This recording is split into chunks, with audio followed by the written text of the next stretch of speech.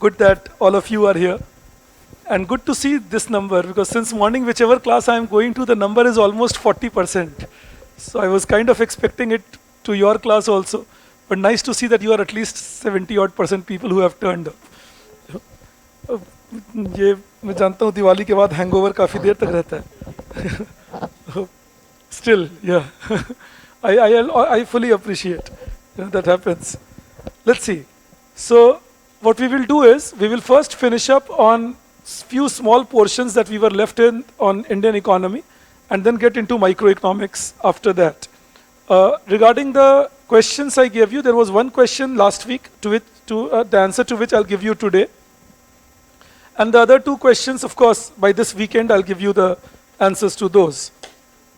Also, I will expect that the answer to, if you have written, because I had already given you the answer, if you recall, more or less the answer at least to the question on evergreen revolution is with you. In case you write something and want to show it to me, you can always bring along. I will be okay with it. I don't give you a scathing criticism, so don't worry about writing a bad answer.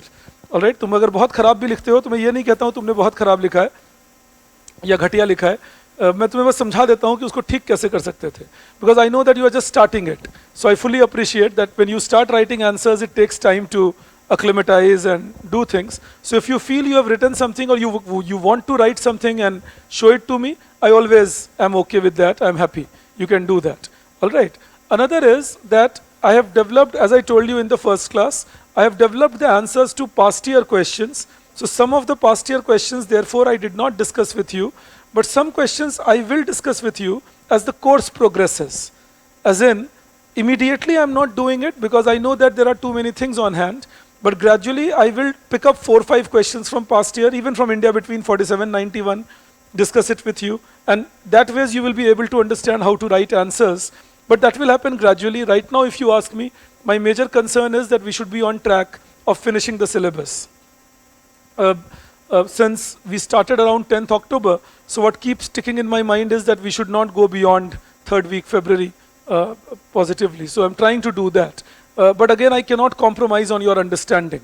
And I cannot compromise on your development of the subject. So let's see this. In micro, again I repeat, in case somebody has not read micro NCERT, I hope there is none left. But in case somebody has, by somebody I mean those who don't have a background in economics. If you have a background in economics, then you don't need to read NCERT anyways. But those who don't have, please do read, because I will assume that you know concepts like elasticity. All right? I cannot go back and teach you concepts on demand elasticity and so on in the class. I'll assume you know that. In case you don't, you can ask Sandeep sir. Today he is also on leave. He called me up in the morning, said that I'm not feeling well. I said, why lie? Tell me you don't want to come. I fully appreciate that. So he started laughing. So you know, that is the idea that you know, he's not there today, but he will be there from tomorrow and we can go through. Now see, when we talk about 2 things that I had to discuss with you one by one. So one was about development of economic structure in India, both occupational as well as income structure, between 51, 71, 91, and we will analyze why it developed the way it did. But if you ask me, the most important aspect is what happened post 91, but that I will discuss with you when I'm teaching you India after 91. But 51 to 91, we will try developing one understanding. And second question that I wanted to discuss with you, or second discussion, was role of public sector and role of private sector in India between 51 and 91 or before 91 in the pre-liberalization period. So on all of these, we will try writing 500 words each so that we are prepared for in case they ask us something on these portions. And then we will begin with micro. When I'll begin with micro, I will begin with consumer behavior with you. All right, that is what will be the first topic we will begin with, and that also with the cardinal utility theory. All right, so consumer behavior and cardinal utility theory, we'll pick it up in micro. In micro onwards, my suggestion will be that you must make sure that you are revising the classes well and you are understanding the applications well. Initially, it will be still okay, but gradually, as I introduce more complex things, you will have to understand them good enough. That is the only thing. Understanding is the key. The question part and all everything I'll take care of. You don't worry about what questions they can ask you. But what I will worry about and what you should worry about is that whether your understanding is correct or not. Same thing applies on Indian economy. Your understanding has to be correct. You know, that why did it happen, what happened exactly, how were things adding up. So when you read public sector, private sector, say when I teach you today, connected to India's growth story in 60s, 70s, 80s, and connected to saving investment growth in those days. So all that horizontal connect, if you develop, that will put you in a very good position for answering questions on public sector and private sector. For example, before I go ahead, एक तुमने अतुल मुझसे उस दिन question पूछा था, वो क्या था बताओ? I'll just tell you how you can think over these answers.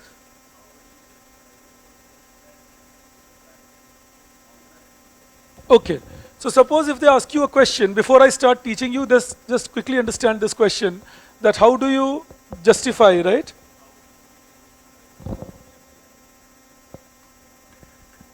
Justify, how would you justify the policy of land reforms?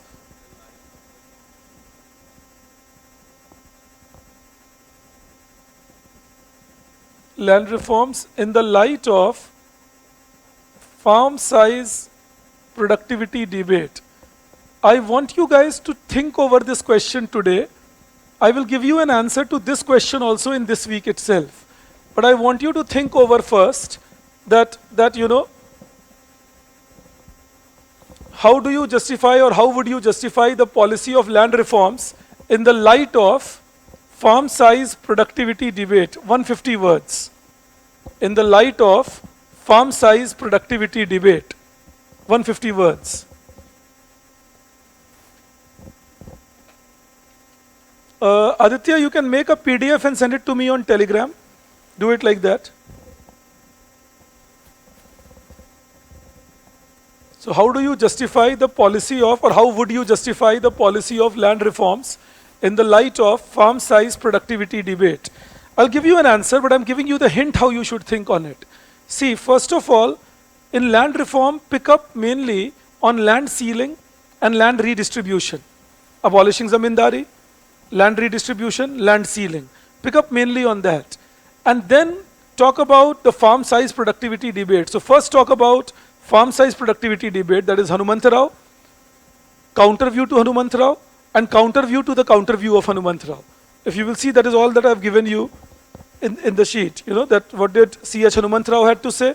Then there were 2 points giving counter view to Hanumantarao's views, and then further there is a talk on the counter view to those counter views. Now that should make around 75, 80 words, 90 words of your answer if you write it entirely. Alright, Hanumantarao-ji's view, his counter view, and then the counter view to that counter view. So around 80 words, write on that. Then talk about the idea of land reforms into it, that is land ceiling being justified by Hanumantarao on that behalf, and apart from that, the basic idea on land redistribution, that is taking land away from the big landlord, distributing it among small landholders. So that you bring up, take around 20-25 words to say that this was the purpose of land productivity debate. And then give your view in 30-40 words, talking about how this could be true in the context of 5-acre to 10-acre land, but this, and then plus 10-acre plus land, but this may not necessarily be true in a smaller land holding. Also bring about the relevance of land redistribution in rural India as class redistribution. So if asset redistribution takes place well, it will allow land to give you higher returns. And then in the last 10-15 words, 20 words, talk about how the conclusion can be brought in. So talk about how modern India does not necessarily have to go into this debate because the farm size has gone down over time by a drastic amount. So now India will need new kind of redistribution policy, like the one we discussed with the points on modern land reforms. All right, so you can bring up 20-30 words from there. Remember, the questions have to be understood on what they are asking us, programmed as an answer. Finally, they are asking you 150 words. So you have to understand what are my most relevant 150 words. They are not, see, गलती कहाँ होती है? जहाँ हम key words पकड़ते हैं. Land reform, farm size productivity debate. फिर हम सोचते हैं अब क्या लिखूं, यही गलती करते हो। पूरे क्वेश्चन को पढ़ना है। Alright, you have to read the entire question, you don't have to pick up words. The mistake we do is, अच्छा एक बोला लैंड रिफॉर्म, एक बोला फार्म साइज प्रोडक्टिविटी, तो एक तो हुआ हनुमंत राव, एक हुआ लैंड रिफॉर्म, अब जोड़ूं कैसे? No, understand the question that how would you justify the policy of land reforms, that is कैसे जस्टिफाई करोगे लैंड रिफॉर्म के पॉलिसी को in the light of the debate on farm size productivity. तो एक तो कह रहे हैं कि फार्म साइज प्रोडक्टिविटी डिबेट बताओ और tell us the farm size productivity debate, and then in turn also tell us that how that farm size productivity debate adds up to doing land reforms in India. That story should be almost half of your answer, a little more than that. 80-85 words of your answer should be that. Once you have given that part of the answer, then come to talking your point of views. Okay, what was land reform about, as in land ceiling and land redistribution and so on. Then so 20-25 words on that, and then the 40 words should be about way forward. What can be done now? Why was this proposed? That is the way to 150 words conclusion. All right, so go like that, but you think over it. I've given you some hints, I'm sure. You think over it, and what we will do is, I'll give you an answer to this. If by chance the classroom time doesn't permit it, I'll put a model answer on our Telegram group as to how you could have approached this question. So this will start giving you some inkling of how you can approach such questions and how we can answer these. But mind you, always try answering using your knowledge base and your creativity with respect to how you frame answers based on what the question is asking. Also try writing them properly, thinking over. You will see that sometimes 150 words start becoming lesser than what you thought. You know, कभी कभी लगता है 150 word में ही कैसे लिखेंगे, क्या क्या लिखें इसमें। जब लिखना शुरू करोगे तो लगेगा कुछ कम पड़ गए, अगर और होता तो मैं और बात लिख सकता था। So that's writing practice, nothing else. The more you practice, that is why I keep giving you 2 questions continuously. The more you practice writing, the better off you become. Also remember, some questions will become better answerable after I have taught you India after 91. So when you will see questions on India between 47 and 91 from various sources like past year papers and all, it's possible some questions may look less answerable right now because some portions we have not yet covered. I'm so sorry. For example, questions on MSME, questions on poverty inequality, questions on overall India's disposition. So when I discuss MSME and all with you, then overall India's growth story will become even clearer to you.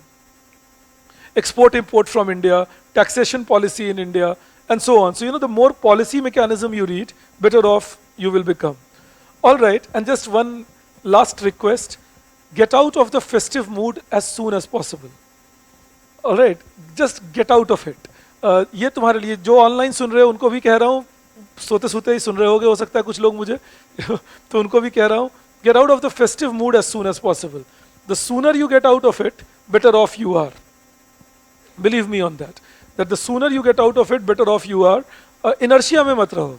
वो inertia में specially रखेगा तुम्हें, अगर तुम 24 का attempt दे रहे हो तब तो तुम्हें लगेगा ये दुनिया जीतेंगे, अभी तो बहुत टाइम बचा हुआ है। तब क्या करो, किसी ऐसे से मिल लो जो 23 का अटेम्प्ट दे रहे हो और उनसे पूछो पिछले साल भी पढ़ रहे थे, तो वो बताएंगे पढ़ रहे थे, फिर बताएंगे इस साल भी टेंशन में हूँ, तो तुम्हें भी मोटिवेशन मिलेगा पढ़ने का। नहीं तो हम कभी कभी 24 पे सोच के सोचते हैं मेरे पास तो बहुत टाइम है। नहीं है तुम्हारे पास भी टाइम, किसी के पास भी इस एग्जाम में टाइम नहीं होता। जब से तैयारी शुरू की है लग जाना चाहिए। और सेकेंड प्रॉब्लम हो सकती है उनके साथ जो फेस्टिव इनर्शिया में रहते हैं। There is a festive inertia. तुम देखना, अगर तुमने खूब मस्ती की, घूमे फिरे या दोस्तों के साथ या पेरेंट्स के साथ कहीं भी, if you had a lot of fun, then we are in inertia. So things go by and we are still in the inertia, so we still kind of keep recalling we had such a nice time. दूर से किताब को देखते हैं, फिर planning करते हैं, अच्छा कल से फिर शुरू करता हूँ। कल से नहीं, break the inertia, and inertias are broken by immediate action. अभी से, आज से, अभी करता हूँ। हो गया विभास की क्लास कर ली, अब तो फिर शुरू हो गई सारी चीजें, आज शाम से बैठ गया अब। So don't wait for today's evening to pass on and so on. So please be very careful on that. Next 2-3 months you may feel that inertia. Be careful. All right, 2-3 months अगले थोड़ा सा आप power कम feel कर सकते हो क्योंकि full of festivities होता है, बस उसी में बच के रहना है। यू नो, अभी 10 दिन निकल गए, फिर 25 दिसंबर के आसपास 10 दिन निकल जाएंगे। बाई चांस बीच में आपका बर्थडे आ गया तब तो माशाल्लाह। तो इन सब से ही बचना है आपको, nothing else. Okay, Let's then get going. So think over this question and I will talk to you about things. Now you give a heading, you write economic structures evolution, economic structures evolution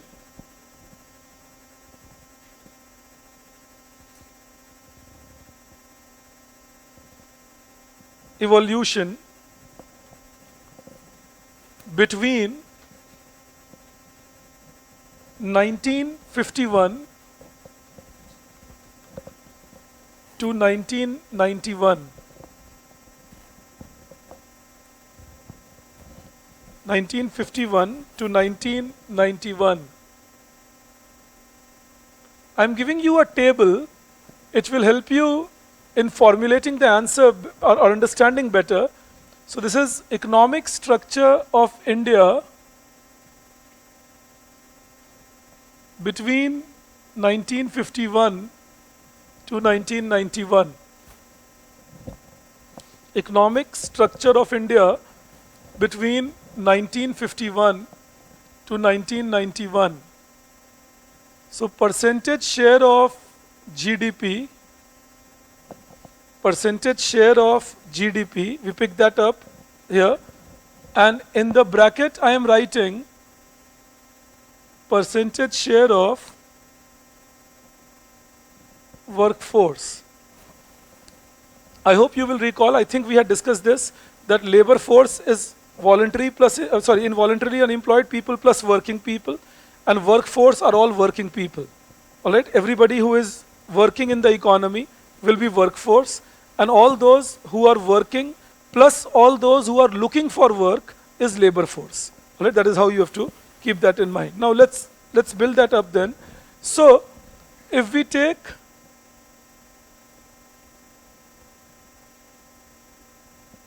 say sectors,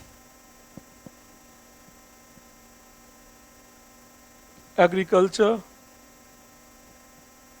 industry, and services,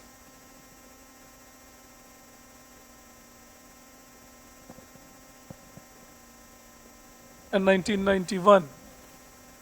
So I'm sure you recall we had discussed it that in 1951 agriculture was contributing 53.1% and the workforce share was around 73%, isn't it? And industry was contributing approximately 17% and the workforce share was 10%, and services sector was contributing 29% and workforce share was 16%. So we had relatively lesser people in industry and services, much more in agriculture. The share of services was 29, but the dominance was of agriculture. By 1971, what we saw was that the share of industry had risen to 24%, the share of services sector had risen to 34%, and agricultural share was still at 42%. So we had industrialized heavily and gone ahead, but agricultural share was still a dominant theme. All right, we had industrialized heavily, gone ahead, but agricultural share was still the highest. It was not as high as it was in 51, but it was high. Also remember, industry was growing faster in its share capacity compared to even services. Like industrial share had increased by 7%, services sector share had increased by 5%. So industrial share was rising faster mainly because of Indian government's active policies to promote industrialization, especially heavy industries and capital goods industries. In share of workforce, we did not see a major change. This remained 68%. Industrial workforce increase was 12% and service sector was 20%. I will make you write all this, but just to give you an understanding, well, industrial share of workforce did not increase because most of industrial improvement was in the capital intensive sector. We did not see a very high presence of medium scale enterprises. So it was capital intensive sector that dominated the market a lot. So in that case, even though industry's share in GDP was rising, industry's share in labor force was not rising as much. And services sector share in labor force was rising mainly on account of government employment rising in India. So public administration, defense, law and order, these services were employing a lot of people. Then communication services were employing a lot of people, postal telegraph and all, railways, transportation services that is. Electricity department was employing a lot of people. So there were services sector growth mainly backed by government giving that service sector growth. And then by 1991, agriculture had come down to 29%, industrial share had increased to 28%, and services sector share was 43%. So we saw that between 71 and 91, the share of industry did not increase as much as services. Again, there were reasons for that. The biggest reason was the slowdown in industries in 70s, where we had a retrogression, and services sector like banking, post-nationalization improved a lot because of branch expansion, etc. Insurance expansion happened a lot in India. Public administration, if you recall in 80s to 90s, these services were rising very fast. And then new services, because before that India had very less presence of these, but new services like NGOs, the non-government organization, non-profit organization, they started growing very quickly. And in 80s, the software sector was rising comparatively fast. So we saw that, okay, services sector was also rising pretty fast in this time period, 71 to 91. And then trade was picking up in India, not external trade, but internal trade like wholesaling and retailing. So service sector was growing with all these reasons. It was not that industries were not rising, I'm sure you are understanding that. It was just that services were growing faster than the industries in this time period. And in employment, we again saw a very poor picture where still 65% people were in agriculture, which was showing the lack of industrialization through labor-intensive technique. That workers were not coming out of agriculture and getting absorbed in industries. That was not happening. Now, industrial share did show some improvement, and it improved to around 14%, but still 21% were in services. So that is where we were. Just for the sake of completion, just for the sake of it, we will not discuss it, but if I go to 2021, then agricultural share has come down to 17%, industrial share is almost 30%, and services sector share is 53%. And that is a very debated thing in India as to how India transformed from an economy dominated by agriculture to an economy dominated by services. And we never had a time period when India had an industrial dominance. Unlike other economies of the world, if you recall, in the first class also we were discussing it, that the normal historical path of growth is agriculture followed by industry and then services. But India never had that. But that discussion is for India after 91, and we will do that because then you will understand me factually much better. In the same thing, also remember, still we have 44% of the workforce in agriculture. Now that is something quite inefficient, because if agriculture is contributing only 17% of GDP, and if 44% people are in agriculture, that doesn't sound good. It can be a cause of inequality over a period. And similarly, 30% was the industry, 30% is the share of industry, but industry employs around 29% people, and services sector employs 27% people. In some places they will write 30% here and 26% here. That is because some places count manufacturing dealership as industry. Like जो automobile car को बेचने वाली dealership है, कुछ लोग उन्हें industry मानते हैं क्योंकि वो मैन्युफैक्चरिंग का ही काम कर रहे हैं, तो वो कहते हैं 30%, और उस केस में ये हो जाता है 26%. And some people say manufacturing is a separate activity and the dealership network, trading network is trading actually, so it should be counted as services. Alright, so that is why you will see some minor differences here or there.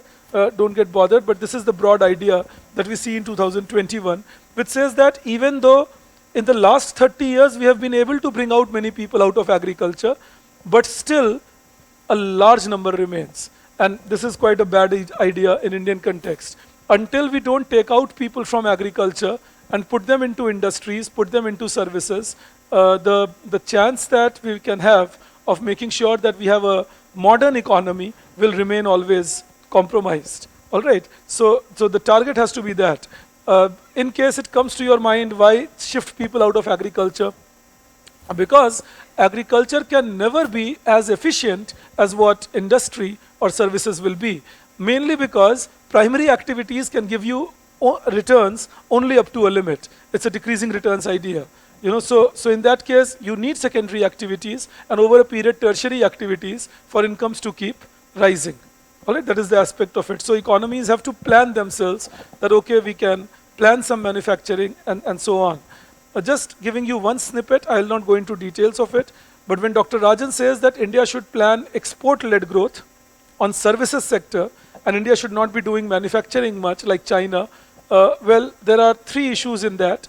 One is that India has this issue which Dr. Rajan is not realizing maybe or not mentioning or whatever, I have no idea. But he doesn't realize that you cannot shift these many people from agriculture into services even in the next 10 years. Even half of this number. If I am a landless agricultural labor, or if I am a small farmer, or if I am a marginal farmer, I don't become a service sector worker overnight. I don't even become a service sector entrepreneur overnight. I will need some transition for myself. Manufacturing gives that transition. That is one missing link in the argument. Second missing link in the argument is that Professor says that we should be growing export-oriented services. So the problem is that what if tomorrow those exports don't materialize? Because we see that the world is not doing very well when it comes to friendships, and India is placed quite interestingly. If I can, for the lack of a better term, I'm using the word interestingly, because right now even we don't know properly whose friends are we. And this is just an honest assessment. We don't know tomorrow whether Americans will stand by us or the Russians will stand by us. Which side do we go? So we also promote de-dollarization. On the other hand, we are also participants in Quad. So we are also participants in SCO. So it's happening all around us. We are everywhere. So we don't know. Now in the process, if we say service exports, now we are not exporting our services to Russians or Chinese. We will be exporting our services to Europe and Americans. So tomorrow, if we are not on their favorite side, we will lose big time after having invested a lot of time and money over here. So again, go back to what I was telling you a few classes back, that it's rather better that we promote our manufacturing so that we can promote our services also backed by that manufacturing. If India develops its own manufacturing better, then that manufacturing will demand services like banking, insurance, and so on, which will mean that our services can export, no doubt, but our services will also have a homegrown market. And that then can give them some impetus where even if the export market dries out, they will not be left without a business. The third problem I see in his argument at times is, he says it is for global warming that he is worried and climate change. That was the context of his speech also. And he said that manufacturing is quite anti-climate situation. Now point is, if India stops manufacturing, if we all stop manufacturing, I can appreciate. That if India doesn't manufacture and China doesn't manufacture, no country manufactures. Now that won't happen. Somebody will manufacture. Now that means global footprint cannot be reduced by asking India not to manufacture. Rather, India has one of the lesser per capita carbon footprint. India has possibility of much cleaner growth things. India also is already committing itself to cleaner sources of energy. Like we are saying that we will use hydrogen and we will be using green hydrogen, that is, and we will be doing away with coal over a period, and we will be using renewable energy, and we have been doing some record investments in renewable energy, and so on. So in that case, I think India can be better suited to do manufacturing. Plus, India has a large section of population which is not yet into manufacturing. So India does better there because we can manufacturing cheaper without actually costing the environment much. So under all that light, please keep the current debate. That if, and I'll give you this better as we go ahead. 2-3 महीने बाद तक ये बातें और clear हो जाएंगी. तो मैं जब आपसे बात करूँगा, India after 91 will be in a clearer shape.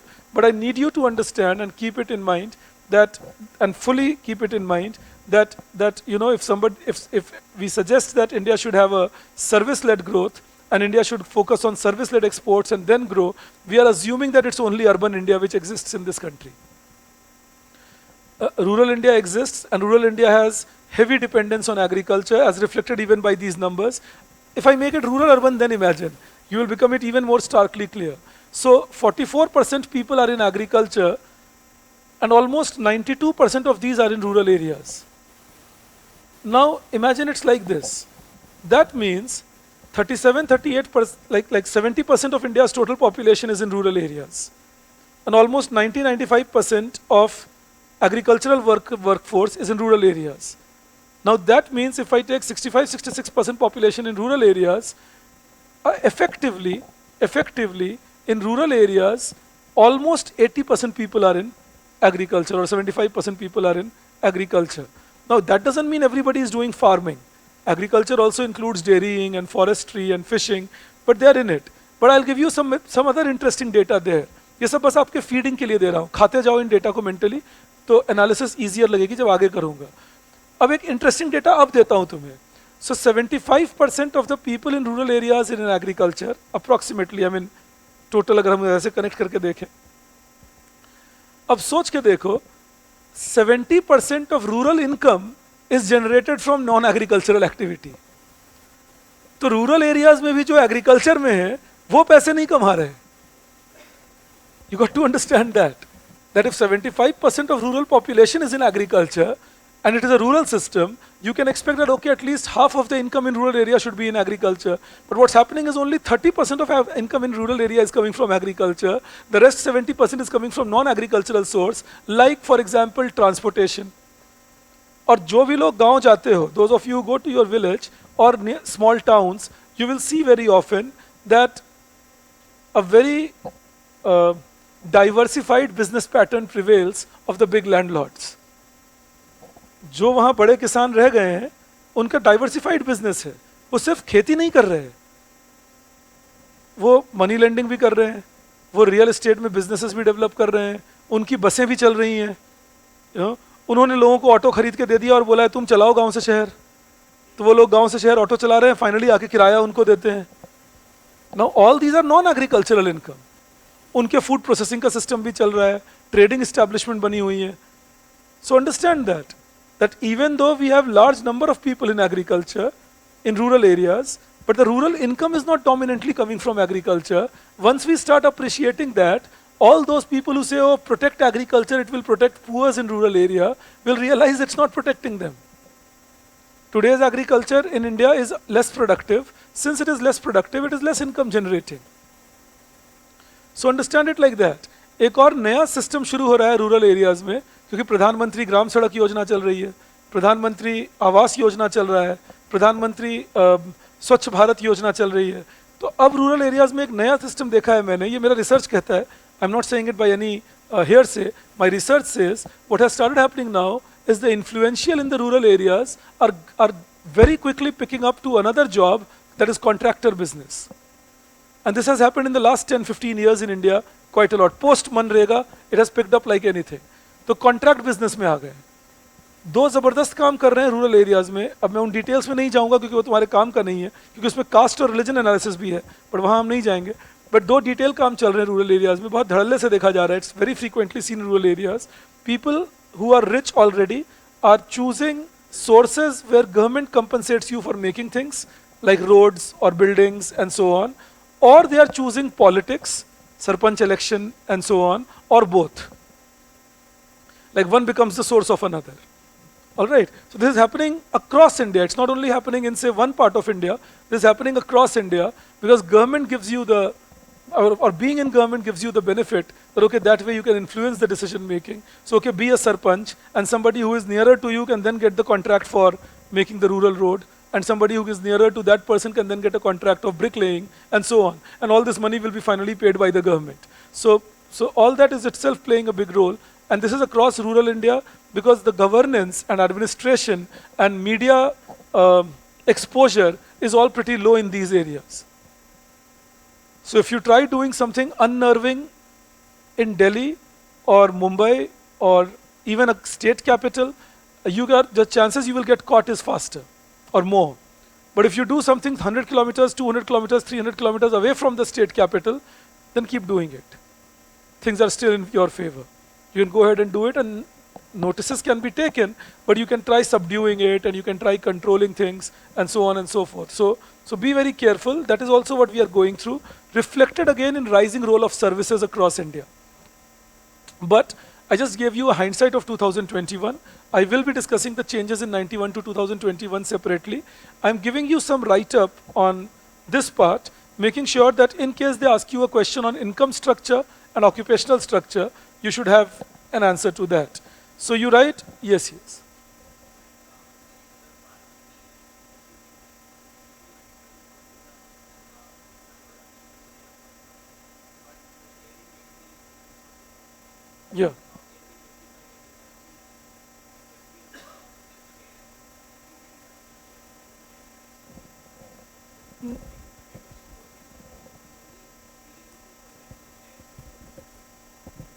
100% growth, you see that? As in?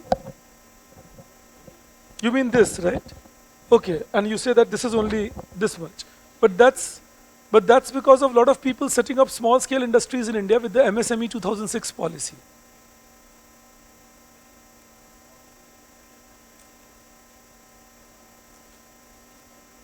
Why? But that's because services increasing faster. I mean, no, services are increasing faster than industry. It's not that industry is not increasing. I mean, India's GDP here was $220 billion. So that means our industry here was around $61 billion. Our industry here, India's GDP is $3 trillion. So our industry here is $900 billion. So it's not that industry is not rising. You see that? Industry has risen 15 times in India. In nominal terms, of course, but 15 times in India. And share in workforce is rising with rise in small scale industries, rise in more labor intensity with respect to certain manufacturing industries like textile, etc. So the share of in workforce is rising. Plus, in fact, it establishes our points even better that when people get out of agriculture, they can't jump to services. So actually, when you had a larger transfer from agriculture, the absorbing part was industry and not services. So if you want people to get out of agriculture, we will have to work on our manufacturing growth. You understand that? But the real problem of Indian manufacturing, which I'll teach you, and right now we'll not go into those details, but the real problem is the missing middle. That medium scale enterprises are missing, and the problem is of logistics and infrastructure. So unless you don't scale up the industry, and unless you don't promote more labor intensity with labor law reforms, etc., till then the workers' assimilation in industry will be suffering. All right, that is the aspect of it. Because don't forget that in all these numbers are hidden the large number of unorganized sector workers. You know, that is the hidden part. That unorganized sector workers still dominate in India. Imagine 83% of workforce still unorganized. So that means, okay, we can even consider that all these will be unorganized, but even among the rest 56, we see 37% unorganized, 39%. That's not good news, again. So that is the backward nature of the economy even now that we face. I'll tell you something there also. 52% people in India report that they are self-employed. That is PLFS data 2021, Periodic Labor Force Survey. 52% people, they report that they are self-employed. What is that self-employment? Is everybody now a startup developer? No, not only agriculture. People are selling fruits on their cart, self-employed. Employed in 20-meter shop, self-employed. Pakoda sellers, self-employed. Understand that. Rickshaw pullers, self-employed if they are not pulling a rickshaw for somebody on rent. Small tuition centers, self-employed. Small barber shop, self-employed. But that is low-level equilibrium. This self-employment is not because India has become a virtuous place for entrepreneurship suddenly. This self-employment has been dominant in India due to lack of other alternative. And that lack of other alternative, I repeat, comes from industry. Some of you can be engineers, and you might have seen, and some of you may not be engineers, but you may be seeing engineers around you. Mechanical engineer working in a software company. Why? Because there is no mechanical engineering job available. And why there is no mechanical engineering job available? Because you need manufacturing to grow for that. So be careful about it. You know, that what do we do and where do we land up? आप काफ़ी लोग economics से graduation किए, masters कर चुके होगे, कुछ करोगे. अभी इकोनॉमिक्स अगर आप पढ़ते हो तो पढ़ते हुए ग्रेजुएशन डेज में इकोनॉमिक्स ही में आगे चूज करूं और करियर बनाऊं, इसके एवेन्यूज कहाँ देते हैं ज़्यादा? मैं तो दिल्ली स्कूल वालों को भी देखता हूं जो प्लेसमेंट्स हो रही हैं, मेरे जो बातचीत होती है वहाँ के प्रोफेसर्स से, उनसे यही सुनने को मिलता है कि जो प्लेसमेंट्स हो रही हैं, they are mainly in financial companies. The placements are in credit rating agencies. The placements are in banks and so on. Perfect. So you become a good financial developer, or you can at best be a risk analyst. But that's far away from being an economist. but not the fault of the student. We are not training you to be an economist. That is the structural issue that we are confronting today. We will train you to be an engineer in mechanics. We can train you into a civil engineer. We can train you into an economist, provided we create that infrastructure in which you can be trained into that. If we don't train you to become that, we can't expect you to choose it as a career option. So understand it like this, that we don't incentivize you even to read all your readings. I mean, I feel sad. You might feel happy. I fully appreciate. But I feel sad that if you're given 20 readings in Indian Eco or 15 readings in Indian Eco in your final year, maybe 5th semester or 6th semester, you guys know that how to pick 7, 8 readings out of that and then safely attempt the examination. But then you guys would never know what was there in the other 6, 7 readings. So how would you analyze Indian economy in future any day if somebody is talking to you as an undergraduate? Because you have a degree of an undergraduate, but where is the knowledge base? And I'm not blaming you at all. Please don't take me negatively. I'm blaming the system which doesn't incentivize you to do it. We should incentivize you, force you to do that. I wanted to be an academician, so my methods used to be different. I didn't only read my readings, and that is helping me today at least in giving you all these numbers and otherwise. It helped me in my research also a lot. But I would not only read my readings, I would even read the readings mentioned in their bibliography. तो मैं ढूंढ के पढ़ता था, library में बैठ जाता था, ब्रिटिश लाइब्रेरी चला जाता था, कभी आर्काइव्स में घुस जाता था, तो ढूंढ के पढ़ता था. सिर्फ रीडिंग्स ही नहीं, और रीडिंग्स में लिखे होते थे ना बिब्लियोग्राफी, उन्होंने किसको रेफर किया, तो उन्होंने जिसको रेफर किया मैं वो भी पढ़ लेता था. एक टीचर्स रीडिंग होती थी, मैं वो भी पढ़ लेता था. तो वो क्योंकि मुझे ये लगता था ग्रेजुएशन पढ़ने ही आया हूँ, यही पढ़ूंगा. I was lucky, I had a bad 12th. I didn't do as good in my 12th. So my first year onwards I had that extra fire, to be honest. And thankfully it help. ये तुम्हें जानबूझ के समझा रहा हूँ कि कैसे manage करना चाहिए. Have extra fire, but don't expect a lot immediately in your preparation also. Just go ahead preparing. With me, something very nice happened. First of all, everybody scared me that everybody fails in economics honors when I had taken my admission in first year graduation here. Later on, one more good thing happened. 2 months before the exam, everybody scared my mother in Patna that everybody fails in economics honors in DU. So she was very worried. She called me up. I went down to take her call. वो mobile phone का ज़माना था नहीं, common room में जाके hostel में call लेना पड़ता था.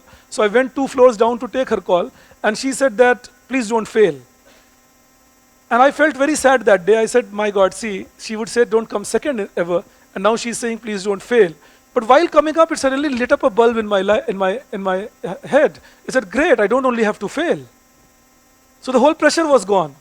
कि मुझे अच्छा करना है, फर्स्ट करना है, टॉप करना है, कुछ नहीं. मेरे दिमाग में आया फेल नहीं करना है. चलो लाइफ इजी है, बस फेल नहीं करता. और आपको मानेंगे नहीं, मैं अपना पेपर अटेम्प्ट करता था और पहले क्वेश्चन पेपर देखता था. 50 नंबर के पेपर होते थे हमारे टाइम पे, तो पहले क्वेश्चन पेपर देखता था और देखता था 20 आ रहे हैं या नहीं. तो बाकी लोग लिख रहे हैं, मैं काउंट कर रहा हूँ, मेरे 20 आ रहे हैं, फिर मैं खुश हो जाता था. 20 तो आ गए, हो गया, अब मैं पास हूँ. Mom said just to pass, and it worked wonders for me. Because I did very well beyond anybody's expectation, including mine. I had not thought I'll be doing that well in the exam, in all the exams I took. And second year onwards, it again became a trouble. Because now people knew you. So they would come to you, they would tell you, oh, you did so great last time. And I developed it as a defense mechanism. No, I got to just pass. If I pass, I am happy. तो तुम्हें भी वही करना है. दिमाग में बस ये बिठाओ कि अच्छा ठीक है, प्रिपरेशन करना है, 50% ले आए, 45% ले आए, तो बहुत है. और तुम ले आओ 60% उसके बाद, कोई मना थोड़ी कर रहा है. But don't take the undue pressure of doing things. It helped me a lot, and trust me, it happened subconsciously, thanks to my mother, that she expected me to do the least common denominator. तो मुझे लगा चलो great है, बस पास ही तो करना है. तो उसके पहले बहुत प्रेशर होता था मेरे ऊपर, आपके ऊपर भी होता होगा. जैसे आपके अगर कोई सिबलिंग है अच्छे, तो वो बच गए. मेरे ब्रदर थे, उन्होंने मेरे पेरेंट्स को बचपन में ही समझा दिया था कि वो एवरेज है, तो पेरेंट्स उनको कुछ कहते ही नहीं थे. He gets a 76% in his board exams, and my parents were tremendously happy. अरे इसके इतने नंबर आ गए 10th में, हमने तो सोचा ही नहीं था. I topped the state in CBSE, and still my mother was saying 2 number science में कैसे छूट गए तेरे. तो मैंने बोला भी भैया को, मैंने कहा तुमने बचपन में जो बाजी खेली, मैं मान गया तुम्हें कि तुमने सिखा दिया, मैं तो एवरेज हूँ. और एवरेज वो है नहीं, बस वो पढ़ते कम थे, लेकिन उनसे एक्सपेक्टेशन ही कम थी, तो नंबर भी कम आते थे, सब खुश. अब तुमने भी चूंकि यहाँ बैठे हो और पढ़ने में ठीक हो, तो तुमने अब वो तो हार गए हो. तुमने समझा दिया है घर में कि तुम पढ़ने में अच्छे हो, तो तुम गए. अब तुम्हारे पास वो ऑप्शन तो है नहीं कि तुम सडनली बोल सको कि नहीं मैं तो एवरेज हूँ, अब मैं कुछ भी बन जाऊँ, चपरासी वपरासी काम चल जाएगा. अब वो होगा नहीं. अब तो तुम IPS भी बन जाओगे. अभी विशाल मेरे बहुत अच्छे स्टूडेंट हैं, IPS बन गए. उनको किसी ने आकर यही कहा, जबकि उनकी पहली चॉइस IPS थी, but he got IPS. तो किसी ने बोला कितने नंबर आए, उन्होंने बताया, बोले ओह 20 और आ जाते तो तुम IAS बन जाते. So people don't leave you.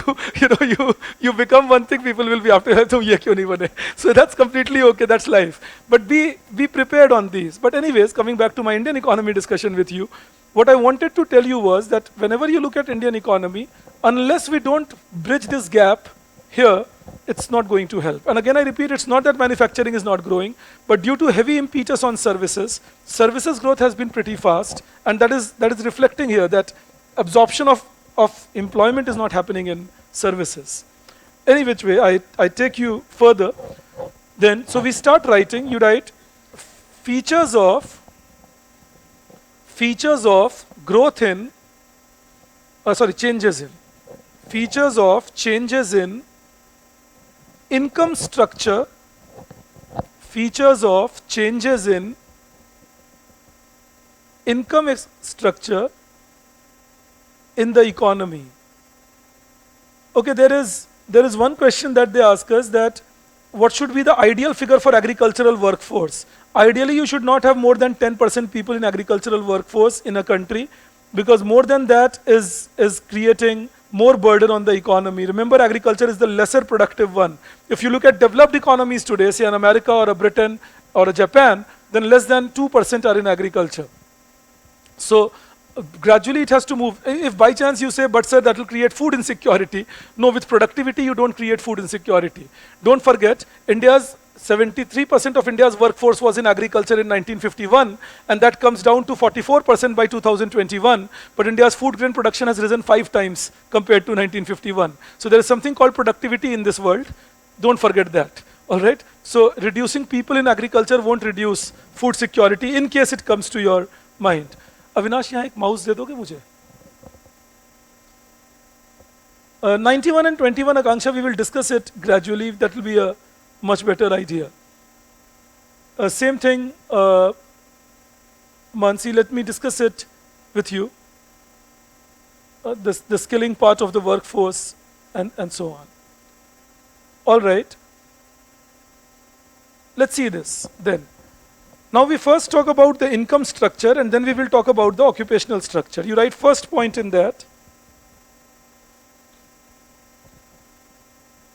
The share of agriculture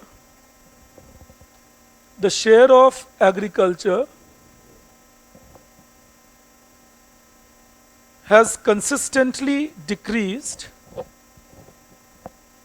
The share of agriculture has consistently decreased from 51%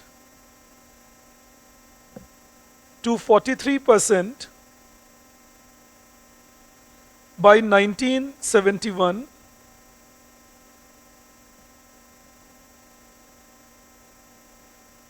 and then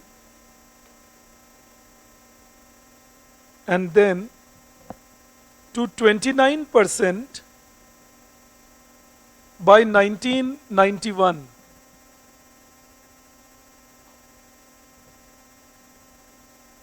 Then to 29% by 1991. This was mainly on account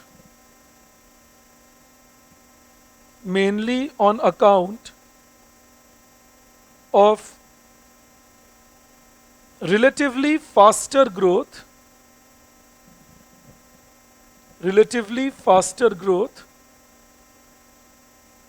in industry and services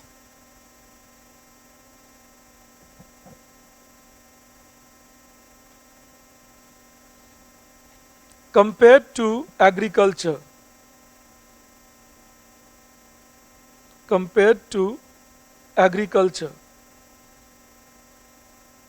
Full stop.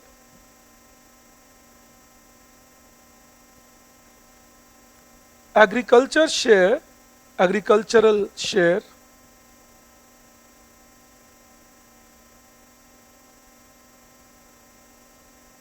declined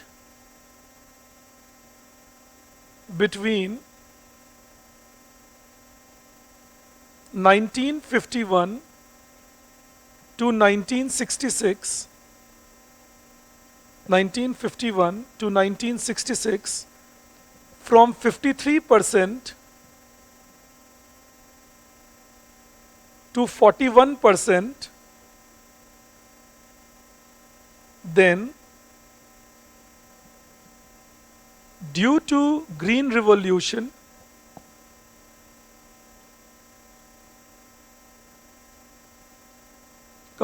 which increased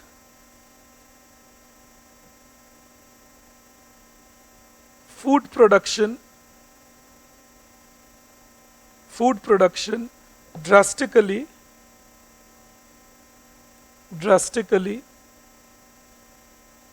between 1966 to 1971, share of agriculture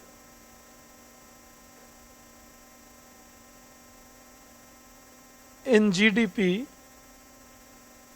share of agriculture in GDP stabilized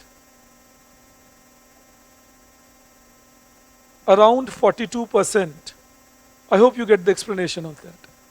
All right, I hope the language is explanatory, that agriculture share was declining quickly within 15 years, but then stabilized there for the next 6 years because of the Green Revolution pushing up agricultural production.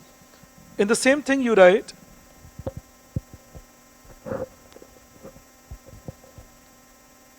second point, between 1971 and 1991, agricultural share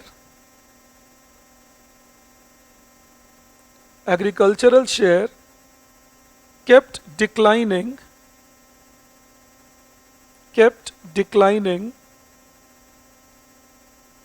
with rise in rural industrialization,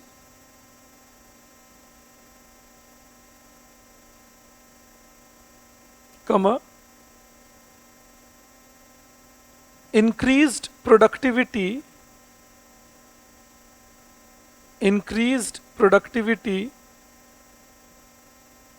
of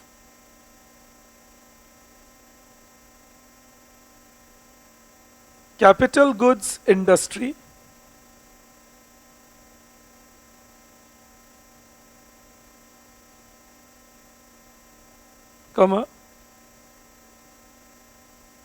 rise in high value services,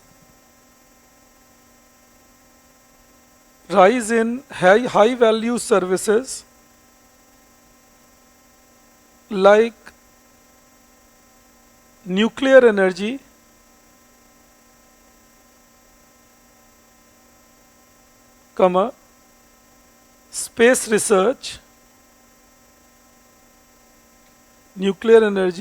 space research, etc.,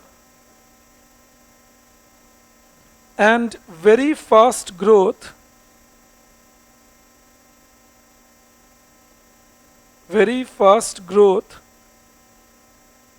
in financial sector, especially banking in India.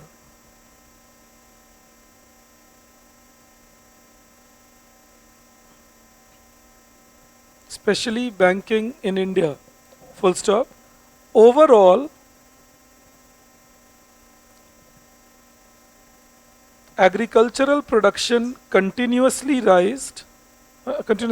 rose. Overall, agricultural production continuously rose in this entire time period.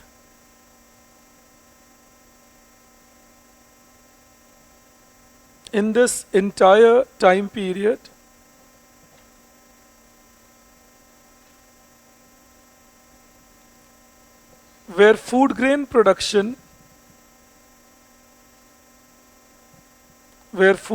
production increased to 150 million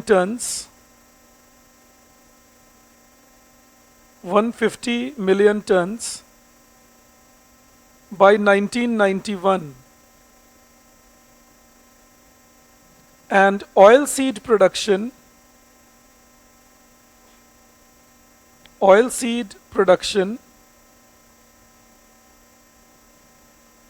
doubled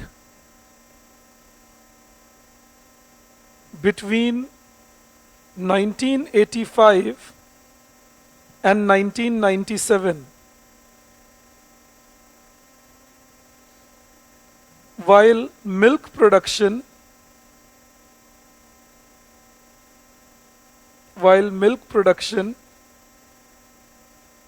increased three times.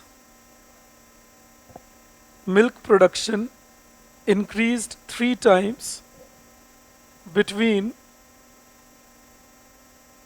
1971 and 1998. Now I have to give you numbers like 95 and 97 or 98 because we have data available at them only. We don't have data for 91. So I'm giving you the data closest to the year 91 that we have had in this time period. Then you write the third point.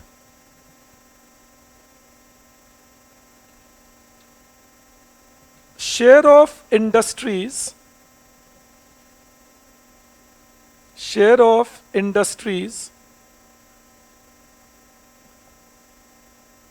increased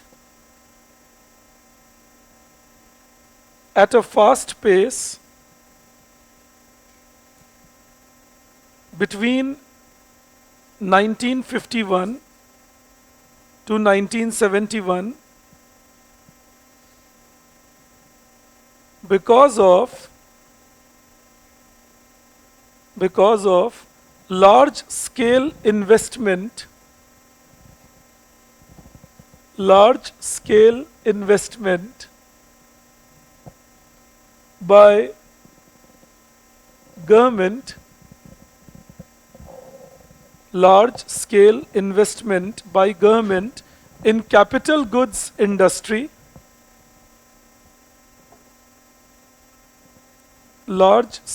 investment by government in capital goods industry, and policy announcements by government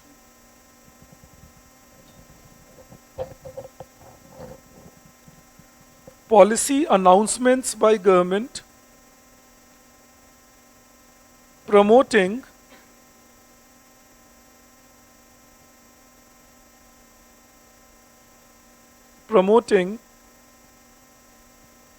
consumer goods industry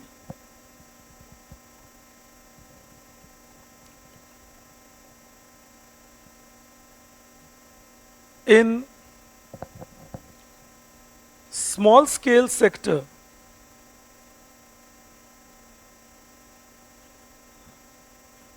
Full stop. Major contribution was observed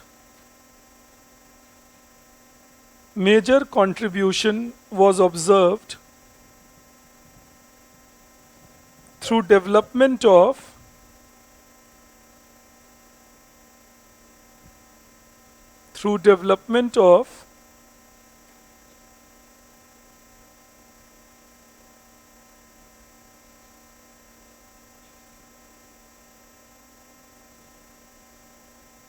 metals and minerals,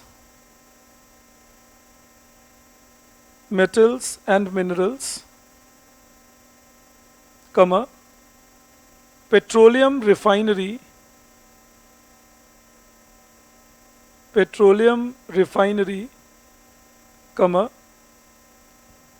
industrial rollers. Industrial rollers is actually big industrial machines used for textile rollers, jute rollers. तो बड़े बड़े industry की machine होती हैं ये, जो industrial sector में ही काम आती हैं. तो अभी के लिए आप बस ये लिख लो, industrial rollers, ROLLERS, industrial rollers, comma, automobile,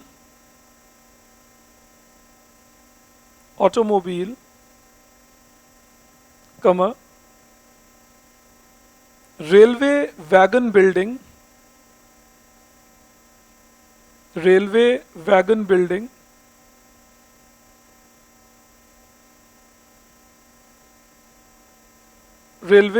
building, steel and cement.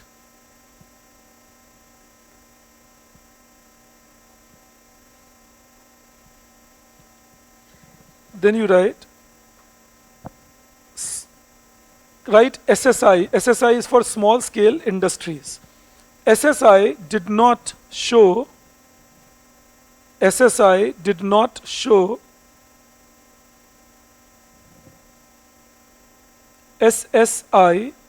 show high growth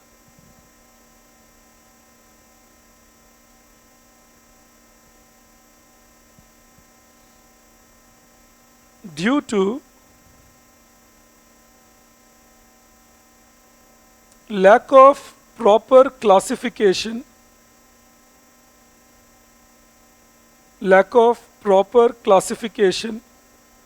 I'll tell you what it means, lack of proper classification.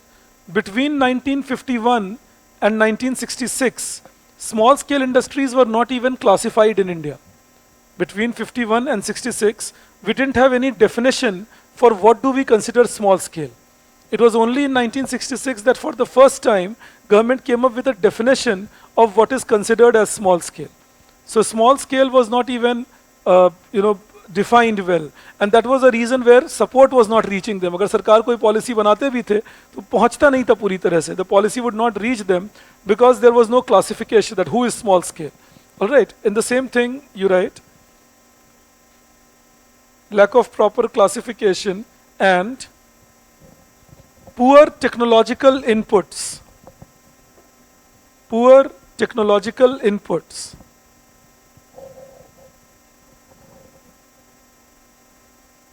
And then you write next point, fourth, the period between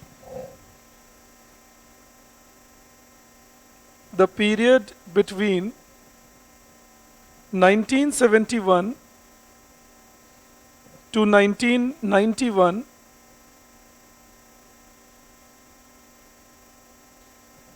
saw lesser increase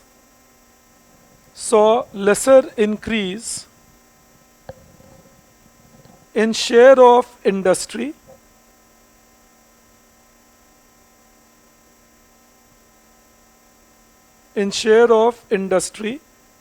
as growth slowed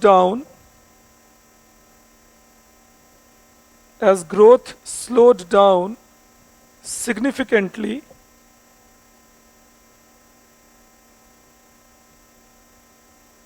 in 1970s. The major contribution to industrial growth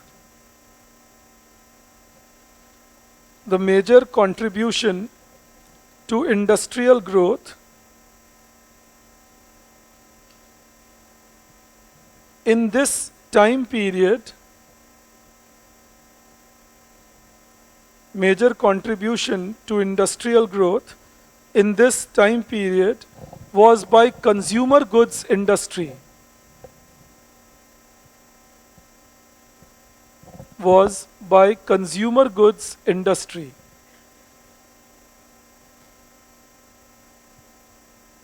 And I am assuming you recall the story that we have already done, that they were the days 70s and 80s when the consumer durables and consumer FMCG was growing much faster.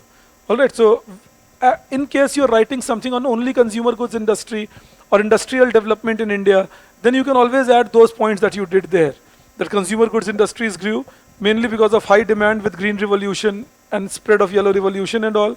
Consumer goods industry grew also because of high income growth in urban areas which promoted their growth. So all these points you can bring forth, which we did when I was teaching you India's GDP trend and all. And then you write fifth point, service sector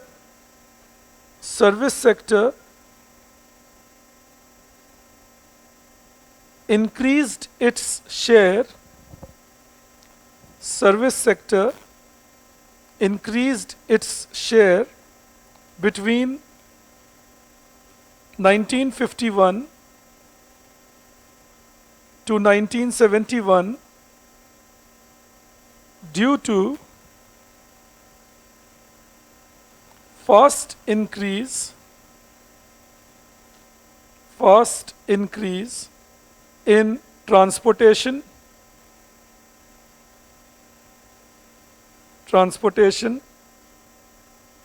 in a bracket you write mainly road and railway, transportation, mainly road and railway.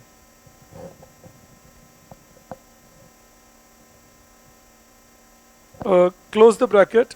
When I say mainly road and railway, it is not about railway lines being set up or roads being built. That comes under construction and that's secondary sector. It is about new trains started, multiple routes begun. Single line था तो उसे double line कर दिया, double line थे तो triple line कर दिए, जो narrow gauge थे उनको broad gauge कर दिया. You understand that? This was the growth of railways से. Similarly in roadways, road transportation of bulk commodities was promoted, more new roads were developed, and now you could transport commodities from one state to another. Seamless transportation was done by that. In roadways, there was more impetus given on public transport with respect to state transport buses being run. Britishers would not do any of these. So the independent government was doing all this. All right, so in that case, there was state rate road transport buses, and there would be more transportation between cities and rural areas, and all that was promoting transportation to begin with. In the same thing, yes. 5 times.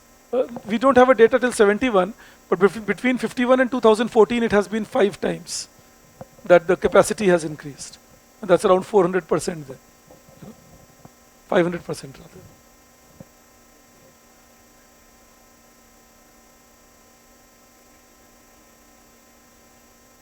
FMCG and 1961 onwards, we have had data that how much is consumer durable and how much is the fast moving consumer good. All right, in fact, by extrapolation, we have developed data for 51 to 61 also. In the same thing, you write, so in transportation, communication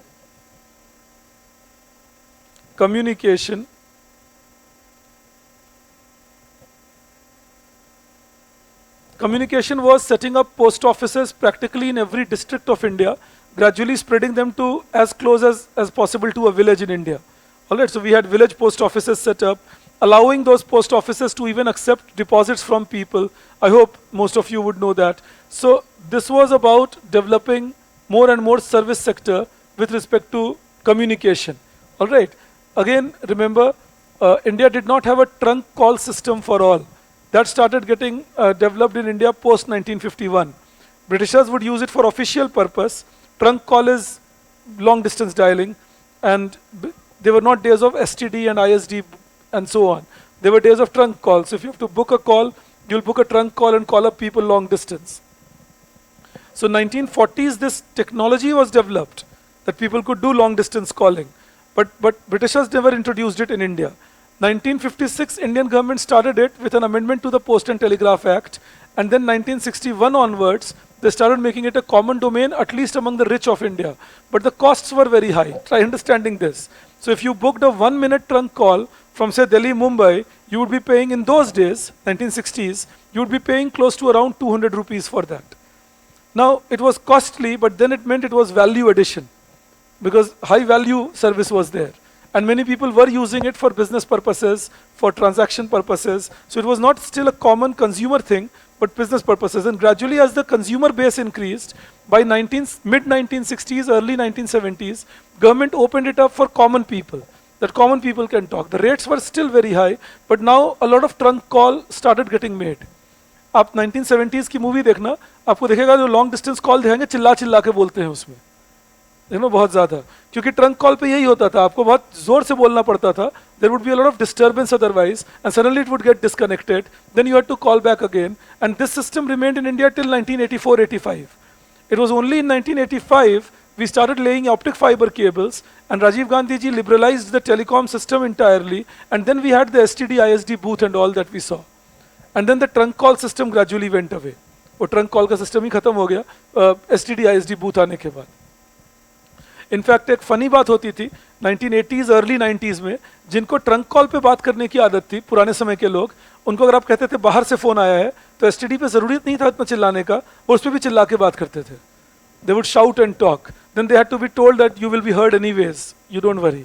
so they had a habit like this. So communication, but communication development in India was also pretty fast post the British left us. And then in the same thing you write, put a comma, so transportation, communication,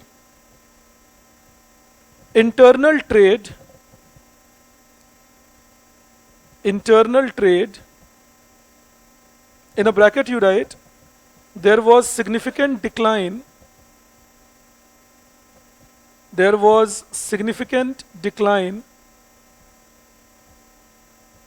observed in external trade in India. There was significant decline observed in external trade in India. So external trade we saw a decline. Internal trade we saw things happening much better. Close the bracket. So internal trade, close the bracket after India, then write, put a comma. Improved services on broadcasting. First time India started broadcasting on its own, the radio channels and the television channels, and that was again creating value. And then you write, and increase in governance activities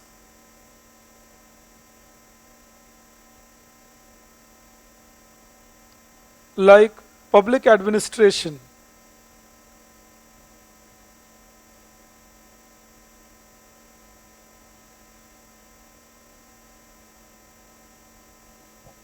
And then change the paragraph. You write the next point, actually, you write service sector. Oh, yes, sixth point.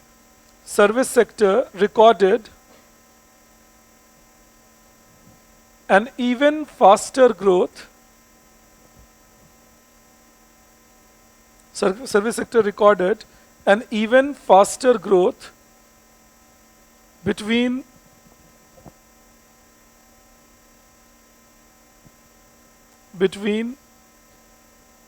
1971 to 1991, mainly due to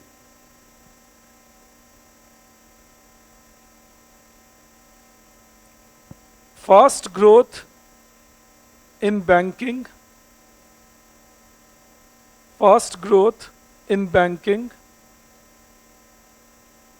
comma, aviation.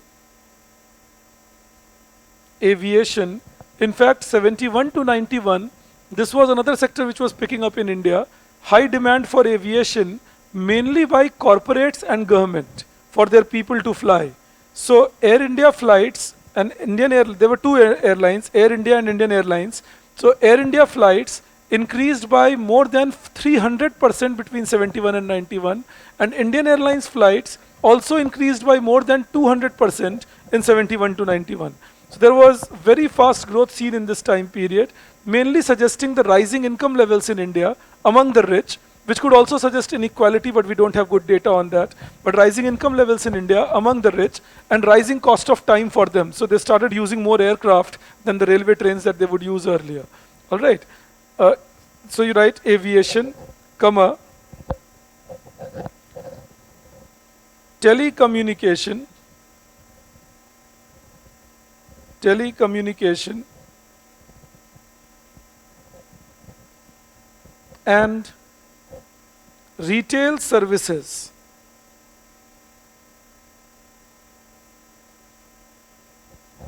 Full stop. Some increase was observed. Some increase was observed in Western India, mainly it was Maharashtra and Gujarat. In Western India,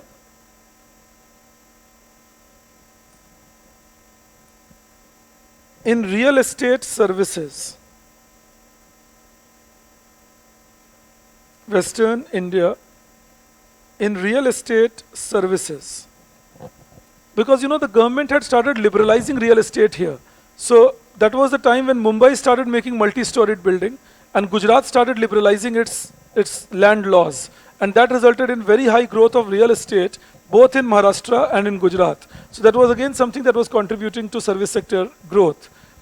Other services were growing, but most of the people say that these other services were also trading. So I did not make you write that separately. But other services were also found to be growing in India.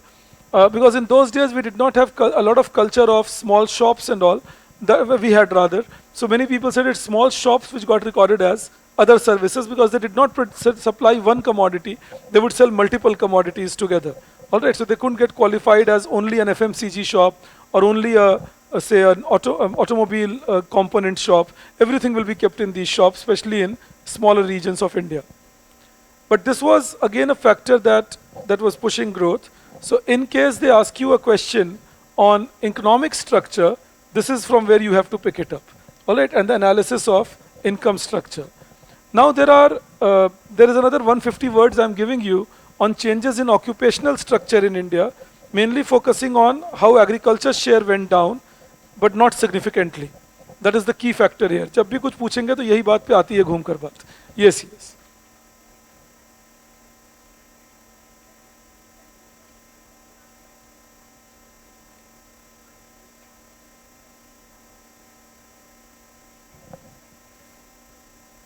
Yep, so it's approximate, 53% and 42%. Maybe I mixed it up. So it should be 53%. 53% and 51 to 42%. All right. Okay, like this is the number that you should keep in mind. Okay, now see, when we talk about occupational structure, you just give a heading, evolution of occupational structure in India. Evolution of occupational structure in India.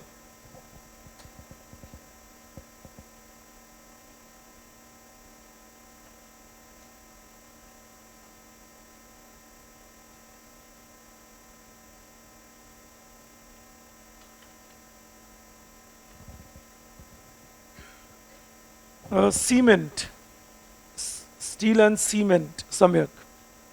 All right, now when we talk about evolution here, see the real talking points are, we are ignoring this, I'm sure you understand. This I just gave it for your understanding. So the major talking point is this, why we did not have shift. And the other talking point is very low level of industrial share throughout. Services, you expect this to happen. All right, so the major talking point will remain mainly this, around 80 words on this only, and then that will be complemented by why this was happening. All right, so that is what occupational structure showed in India, that it didn't evolve at all. All right, why do you need an evolution in occupational structure? I gave you an answer in the first two classes, by chance if you recall. What happens when occupational structure changes? What happens when people come out of agriculture? Where do they go? Say they go to industries, so what? What will happen then? They develop, okay, demand can rise.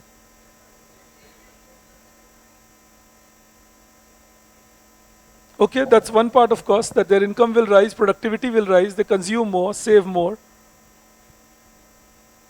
Better use of that's, yeah, okay, productivity rises. Standard of living rises, all right.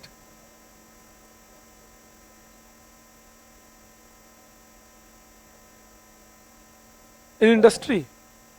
I mean, disguised unemployment is more seen in agriculture.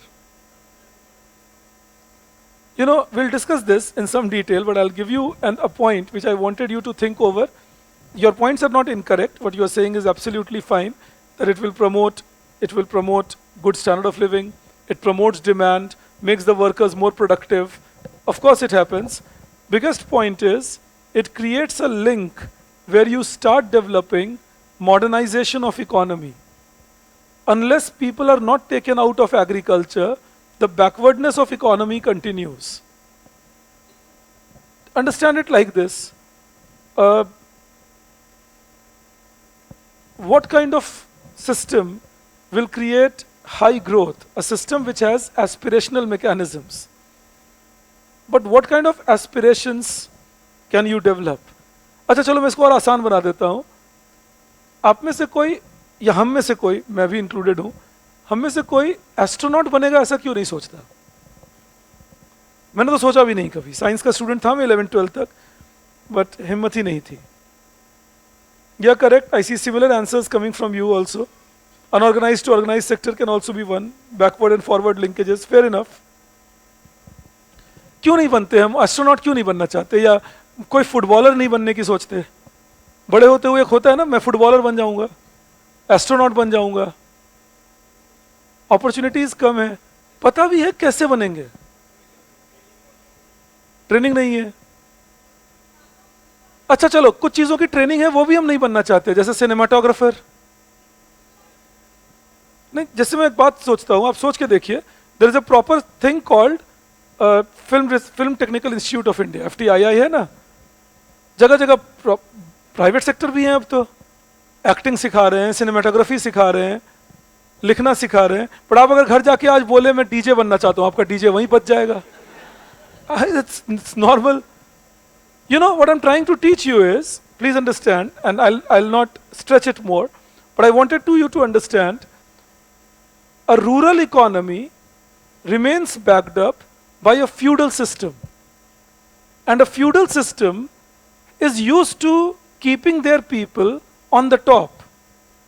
But these are all sectors where I talk to you, where there is uncertainty and you got to struggle.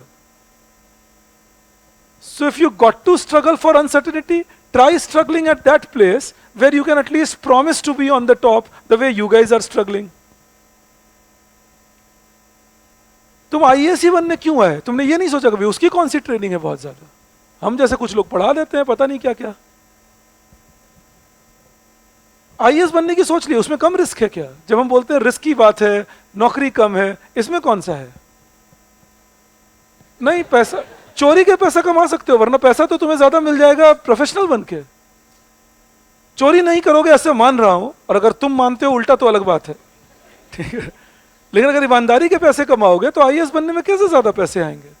एक limited salary है, अच्छे perks हैं, अच्छी salary है, ये नहीं कह रहा हूं कम सैलरी है, लिमिटेड सैलरी है. लेकिन क्यों हम बनना चाहते हैं? और ये बिल्कुल मैं ट्रिवियल डिबेट नहीं कर रहा. I am doing a sincere debate with you that why is your career choice of a civil servant, of a bureaucrat. Okay, one thing, and be honest on that, one thing apart from good salary package is a good social stature. तुम तैयारी करते हुए ही recognise होने लगे ना, बनो या ना बनो वो फ्यूचर में है. लेकिन अभी तुम्हारी बहुत पूछ हो रही है. सोचो अगर इसकी जगह पे तुम एक होटल मैनेजमेंट की तैयारी करने के बाद किसी होटल में अभी इंटर्नशिप कर रहे होते और लोगों के प्लेट्स उठा रहे होते. अब 10 साल बाद वो प्लेट उठाते हुए तुमने शुरू किया एक होटल BTW और तुम बन गए एक 300 करोड़ रुपीस के बिजनेस के चेयरमैन. पर ये होने में तो 20 साल 25 साल लगेंगे. सोसाइटी तुम्हें थोड़ी ग्लोरीफाई करेगी. सोसाइटी तो ग्लोरीफाई करेगी जब बन जाओगे वो चेयरमैन. और उसके बाद भी हो सकता है आसपास में कुछ लोग हैं जो बोला रहे तो बिजनेस करता है, ऐसा कुछ खास नहीं. हाँ, वो बिजनेस करते हुए अगर तुम्हारे पॉलिटिकल कनेक्ट्स हो गए, जिसमें तुम किसी का लाइसेंस बनवा दोगे, किसी का पेपर पास करवा दोगे, तो सडनली तुम्हारी इंपॉर्टेंस और बढ़ जाएगी. अब ये कैसी इकोनॉमी है हमारी, जहां हम अपने यूथ को क्या बनाना चाहते हैं? कुछ इसलिए बन जाओ क्योंकि तुम किसी का पेपर पास करा दो, कुछ बन जाओ क्या ताकि तुम्हारे हाथ में कुछ कंट्रोल आ जाए. ये हमने अपने यूथ को ट्रेनिंग दी, तो एंटरप्रेन्योरशिप कहां से आएगी? अब ये मिसिंग ट्रेनिंग क्यों है? क्योंकि एग्रीकल्चर में डोमिनेंट कौन होते हैं? Who are the dominant ones in agriculture? The feudalistic landlord. Now the feudalistic landlord is looked up to. Oh, this fellow with so much land, he has so much authority, the village respects the person. So we attach respect, please understand it carefully. In a rural system, agriculture based, we attach respect with power and not with innovation. Now, what is the alternate to power in rural areas in an urban area? Be in bureaucracy. You're powerful. Everybody starts attaching respect to that. As a youth, what will you aspire for? Respect. Understand this. You got to be a minion to aspire for something else. Have you seen Minions? Yeah. Banana is what they aspire for. They were asked, what do you want? Respect, authority? They said, banana. You know? So they went for bananas. That's okay. But you aspire for respect, and respect comes by qualifying an exam, and you are good brains. So you say, great, I need respect, I need a good salary, I need a good background, I need authority, and I get everything if I qualify this exam. Let's risk it. American youths are opposite. They don't give as much respect to the bureaucracy over there. These guys will set up 10 failed startups before they get a successful one, if they get one. But right from undergraduate days, they're into startups. It's about whom you grow up with, what you grow up in a system. And again, I repeat, a rural system in an agricultural mechanism, backed by most of the people in agriculture, will put the aspirations in the same manner. So the transition to a modern system like innovation, entrepreneurship, this is transition to modern. आप innovator बन जाओ, entrepreneur बन जाओ. Elon Musk का India में होने का संभावना बहुत कम है ना, इसलिए तो सुंदर पिचाई गूगल के सीईओ बन गए वहां जाके. उनका दिमाग तो ऐसा है कि वो यहां भी एक गूगल क्रिएट कर सकते थे, बट इंडिया उनको वो एस्पिरेशन नहीं दे रहा, वो पॉसिबिलिटी नहीं दे रहा, तो उधर चले गए वो. ठीक बात है, वो उनकी एक, ये मैं आपको अपने जो इकोनॉमिक रिसर्च एंड इंडिया को स्टडी किया मैं उसका नटशेल शेयर कर रहा हूं आपके साथ, कि ये एक बहुत बड़ा चक्कर है हमारे यहाँ. That agriculture dominates, feudal system dominates, so even the aspirations are feudalistic in nature. You know, they are there. So we don't believe in equity in that sense. ऐसा नहीं कि हम equitable हैं. हमें लगता है अच्छा, अब देखना आपके मन में कभी कभी आता होगा, जरूरी नहीं आता हो, लेकिन किसी के, कुछ लोगों के मन में आ सकता है, हाँ ठीक है, एक दिन मेरा वक्त लेके उनको मिलना पड़ेगा मुझसे. So, अब ये क्यों आता है? क्योंकि तुम्हें लगता है दिखा दूंगा अपने पावर से. अब यही तो डिफीटिस्ट है. तब तक इक्विटी कैसे आएगी? तुम तो पावरफुल होना चाहते हो, and power is a relative concept. अगर मैं पावरफुल हूं तो कोई तो वीक होगा. अगर सभी पावरफुल हैं तो फिर पावर कैसे पता चलेगी?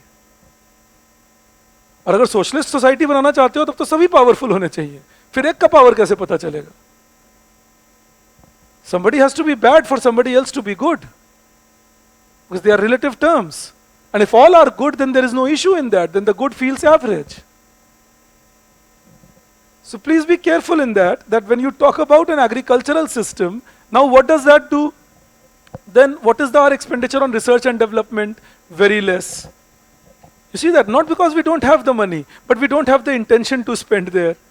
So India का R&D पे expenditure 1% of GDP से भी कम है.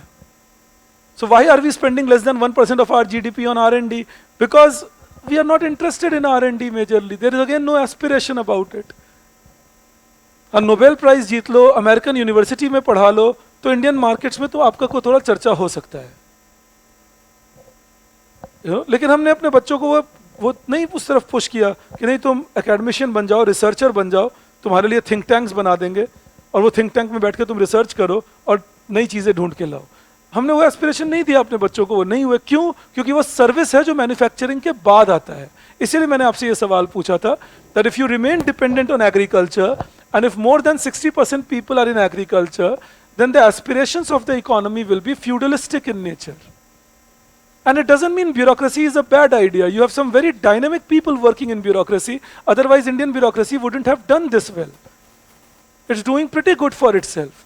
You have some very dynamic people in it. But those dynamic people could have been equally well in many other sectors of this country. rather than being only in bureaucracy, but the country doesn't encourage them to go elsewhere. And why doesn't it do that? Again, I repeat, because the power comes in one place, so people are chasing that. So please understand it in that context. लिटरेटोर को value देने लगो, लोग लिटरेटोर बनना चाहते हैं फिर उस country में. क्रिएटिव राइटिंग का कोई कोर्स ठीक से इंडिया में नहीं है. क्यों नहीं है? क्योंकि कोई बच्चे अपने पेरेंट्स को ये थोड़ी बोलेंगे मैं राइटर बनूंगा बड़े होकर. अरे लट्टू की तरह घुमा दिया जाएगा उनको, राइटर बनेगा, सेल्फ पब्लिश करूंगा खुद को मैं राइटिंग करके. कोई नहीं खरीदा तो भी कोई बात नहीं, 2-4 किताबें तो लिखूंगा ही. नहीं, हम क्रिएटिविटी तो नहीं डेवलप करते, तो क्रिएटिव राइटिंग का कोर्स नहीं है. अब वो कोर्स नहीं है तो वर्ल्ड क्लास राइटर्स नहीं है. वो तो सारी चीजें बाय प्रैक्टिस है, बाय ट्रेनिंग है. ऐसा थोड़ी है कोई सडनली उठे एक दिन और राइटर बन गए, ये नहीं होता है. उसके लिए बहुत ब्रिलियंट होना पड़ता है. उतने ब्रिलियंट होना नॉर्मल आदमी के लिए पॉसिबल नहीं है, लेकिन सीख सकते हैं लोग वो करना. और ये सब बातें तो तब सीखेंगे ना, you will go towards these directions when the social system. Now I am coming to second important point of mine. Social system allows you to experiment. Now if you don't experiment, you don't innovate, and you don't go for entrepreneurship, then how will you be a pioneer in any commodity? Then how can you be a world leader? Understand that. World leadership भी फिर नहीं आएगी. World leadership किसको आती है? जो कुछ नया इन्वेंट कर देना, सरप्राइज करें वर्ल्ड को, देखो मैं ये लेकर आया हूं. तो वो तो सरप्राइज तुम तब करोगे जब आप बैकग्राउंड बनाओ उस तरह का, आपके गुड ब्रेन्स लगे हो उस रिसर्च में. बट वो तब लगेंगे जब आप उनको रिकग्निशन दो उस रिसर्च का. So you got to be careful there that an agricultural based economy then leaves its chances of fast paced development till it doesn't transform from agricultural occupational structure to an industrial and then to a service led occupational structure. That is the aspect of it.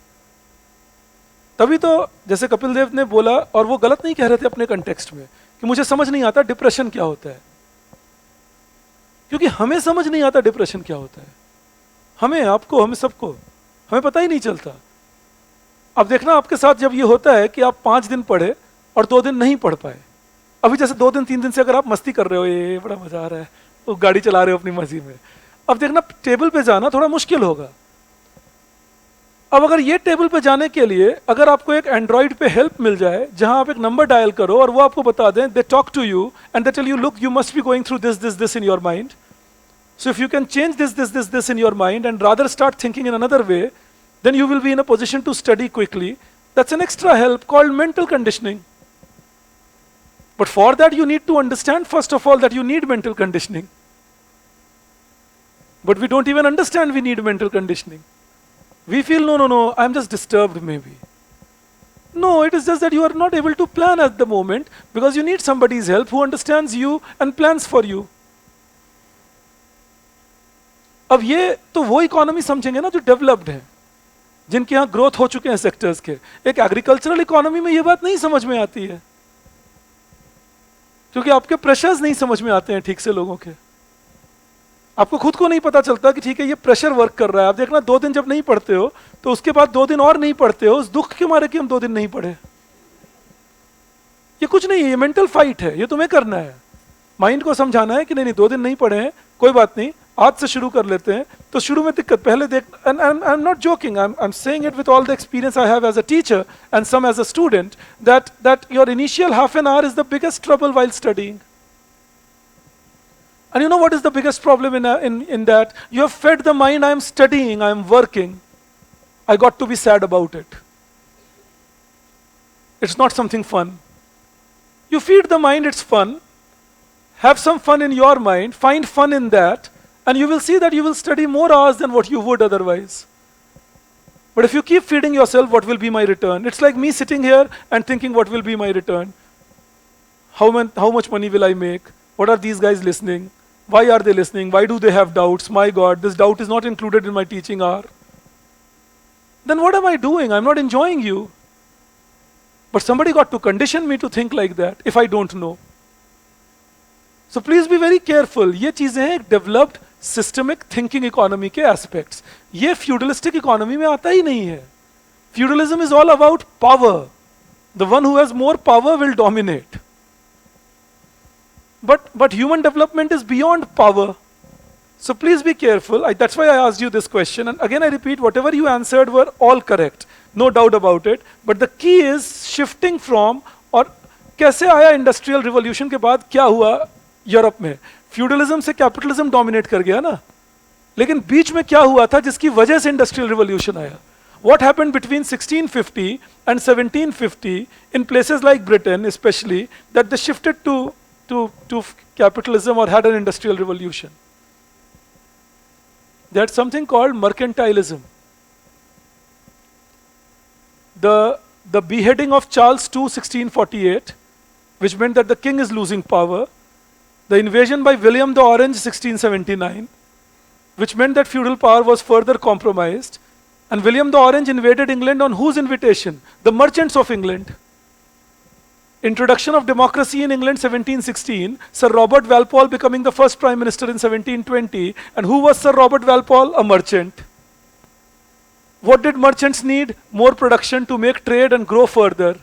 Bigger ships, better ships, which could go far distance, beating the Spaniards and the Portuguese. Who will help in that? Somebody who could invest in invention. And who could do that? The merchant themselves. Whom were they looking for? The intellectuals who could do the research for them, resulting in a James Watt steam engine.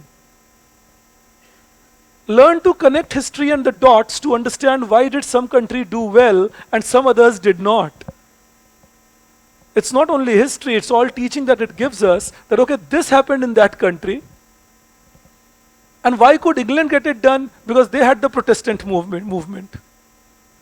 Why did they have the Protestant movement? Because they had the Renaissance accompanying it.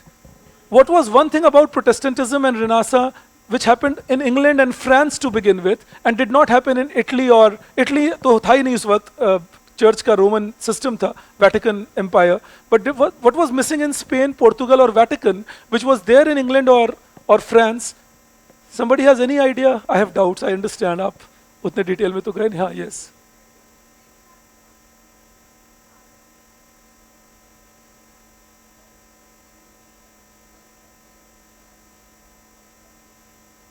How about land holdings in these areas? No, you know what? A significant part was played by land holding distribution. England and France had land, especially England, had land holdings which were not feudalistic, much of it, because England did not have too much land. So their land holding distribution was more like medium scale farming.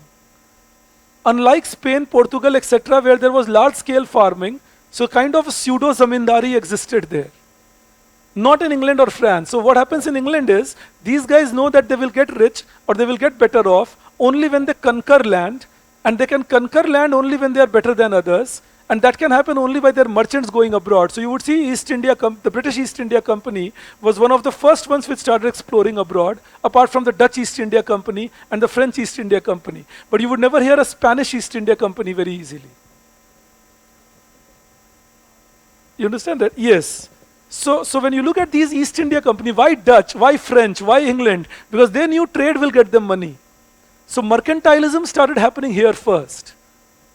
And merchants needed more knowledge about outside, more knowledge meant more dynamism, and that started growing. What I'm trying to just connect for you is that these places started leaving the feudalistic vestiges much earlier than what a Spain, Portugal or Vatican could do. They are not same, but it was similar to the South America, North America, polarization. South Americans were more feudalistic, depended on land, extensive farming. North America was more, developed, comparatively more research, more commercially oriented, more trade with Europe, etc. And that meant North America started rising faster. And I mean within Americas, the Northern America and the Southern America, So Texas and Minnesota, they were growing slower, and the northern part, Boston, etc., was growing faster, creating a civil war finally, because their interests varied.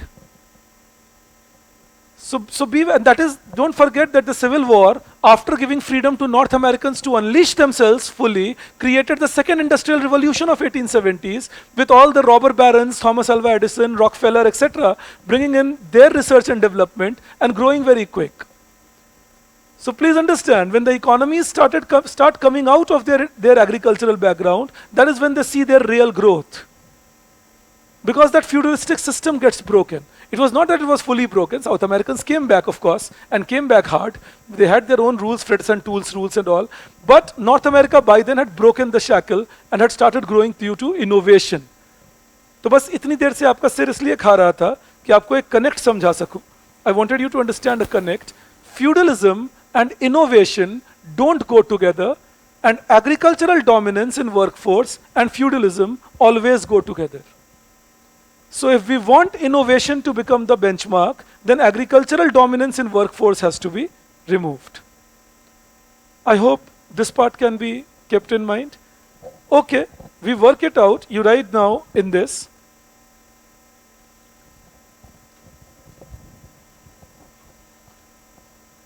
Again, you can write it in paragraphs. So you write the first one.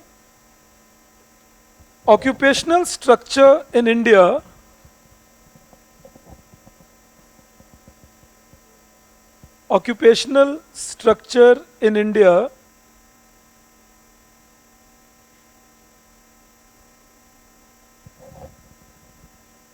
showed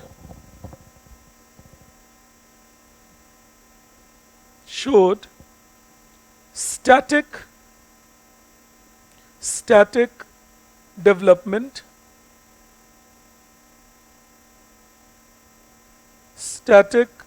development,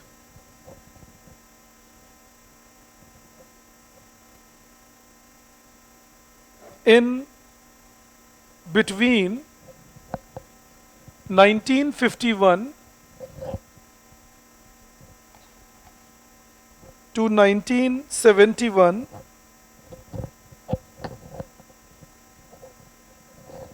where proportion of population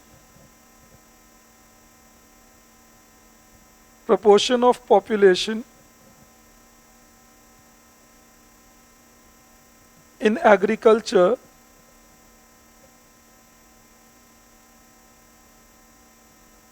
remained almost same,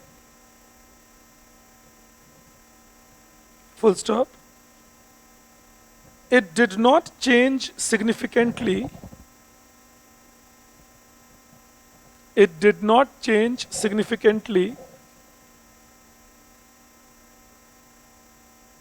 Between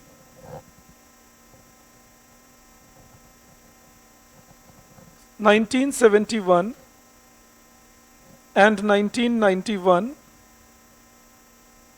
full stop. The share of industry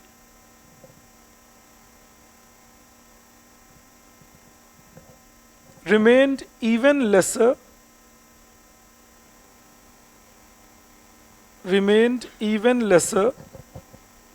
than services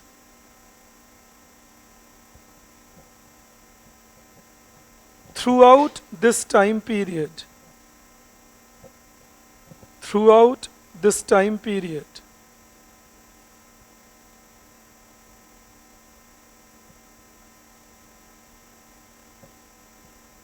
Full stop.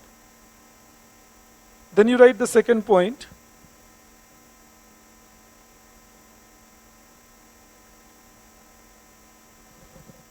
Large proportion of workforce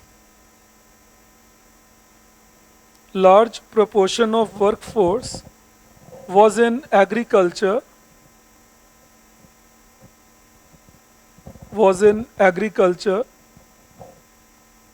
due to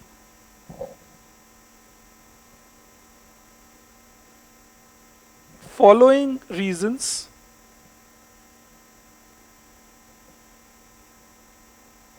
And you write A,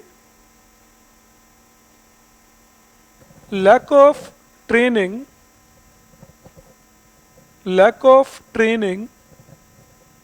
among workers,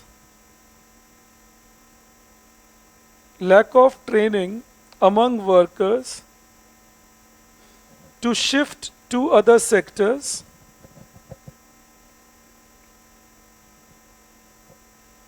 to shift to other sectors. This was one big block, that workers were not trained to shift to other sectors. B, lack of connectivity,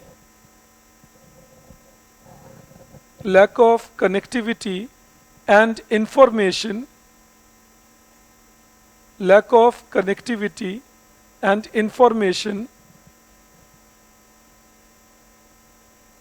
resulted in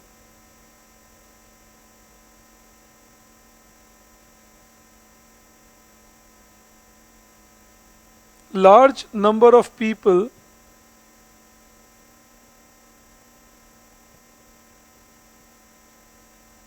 remaining disguisedly unemployed.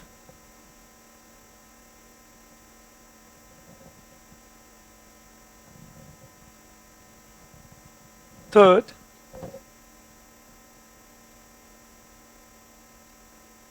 poor development of infrastructure,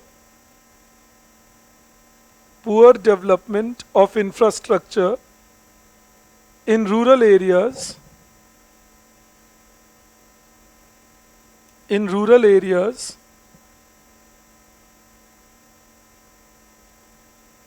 which discouraged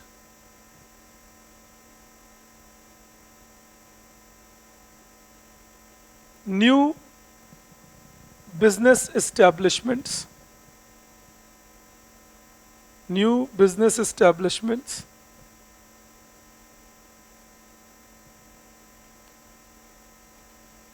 and then you write one more.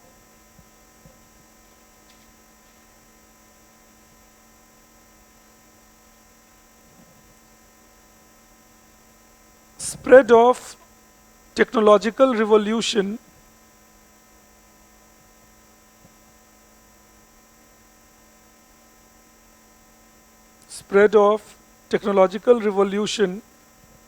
improved agricultural income.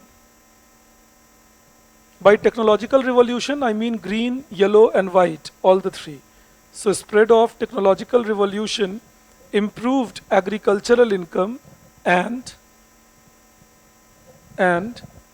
discouraged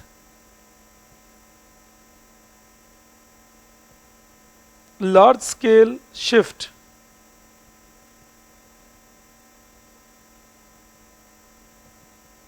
to other sectors.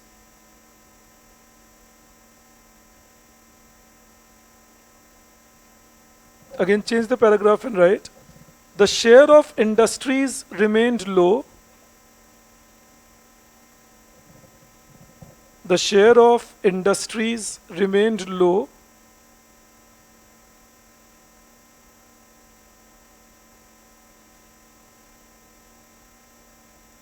due to following reasons.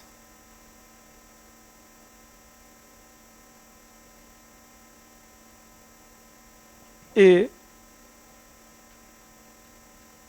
rigid labor laws in India.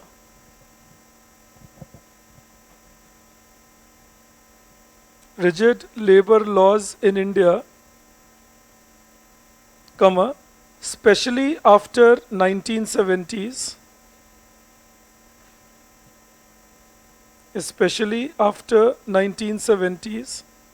Discouraged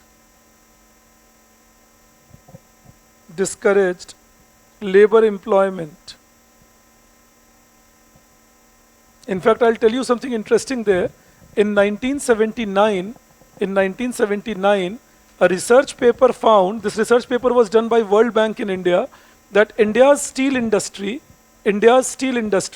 was more capital intensive than even Japan's steel industry.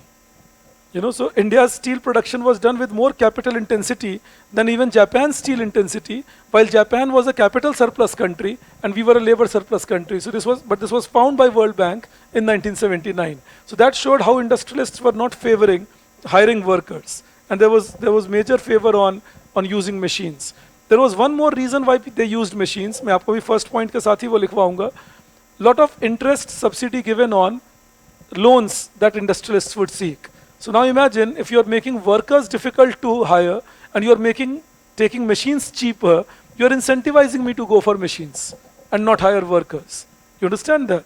So in the same thing you write, same point, it was further compounded. It was further compounded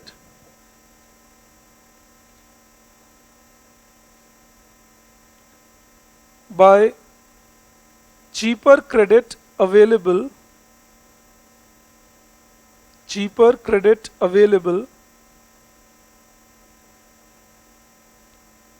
under various government schemes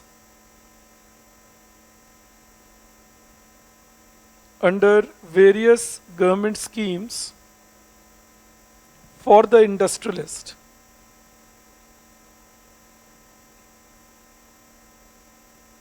Then you write B. The focus of development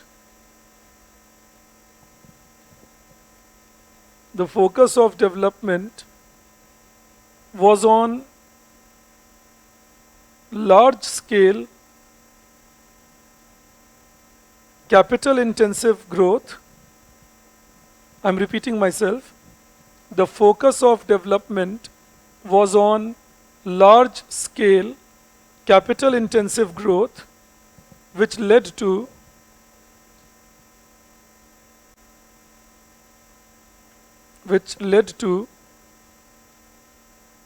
less employment generation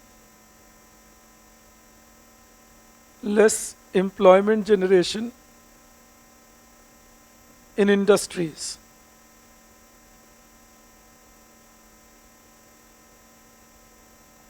Third, you write, the policies discouraged small scale units. How did they discourage it? I will teach you that when I'm teaching you small scale units. But one example I can give you, government reserved commodities for exclusive production by small scale. अब समझना ये बात ध्यान से. तो सरकार कहते हैं, the government says, particular commodities can be produced only by small scale, and then they define small scale in 1976 as all those industries which have an investment of less than 20 lakh rupees. Now, what that means is that I know that if I invest more than 20 lakh rupees, I lose the category of small scale, and I don't grow because of that. While above 20 lakh, you don't become large scale anyways. But we had no definition for something called medium scale. You understand that? So we had cottage industries and small scale industries. And once you crossed the threshold of small scale industries, then you qualified as a large scale industry. But the problem is that the large scale industry can mean people ranging from then 25 lakh to say 50 crore. Now, as a 25 lakh rupees investment industry, I have no chance of competing with somebody at 50 crore. So what do? I choose not to grow beyond 20 lakhs. And I remain small. But if I remain small, how will I hire people beyond a limit? Because very small units, if you recall, in the earlier discussion I had told you, even now India has 6 crore plus industries, small scale industries, and we are hiring only 11 crore plus people. The ratio is still not 2:1. And that's still the problem of missing middle persists. So we need to be careful that we create an organic system in which industries should feel incentivized to grow. That okay, I'll be micro, small, medium, and then grow gradually to be large, and the incentives will be on the basis of my growth, and the incentive should not be on the basis of my size alone. So this became again a factor due to which many industries didn't grow. And if they don't grow, how do they hire? So you write in that, you wrote small scale units, which led to,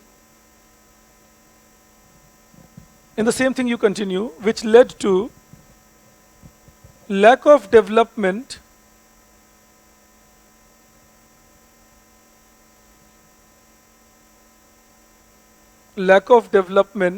of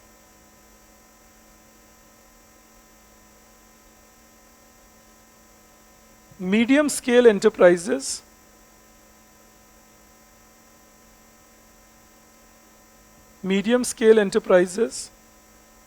and discouraged growth.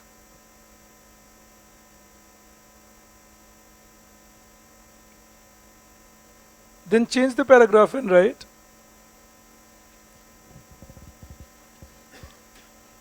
employment in service sector, employment in service sector was mainly on account of, was mainly on account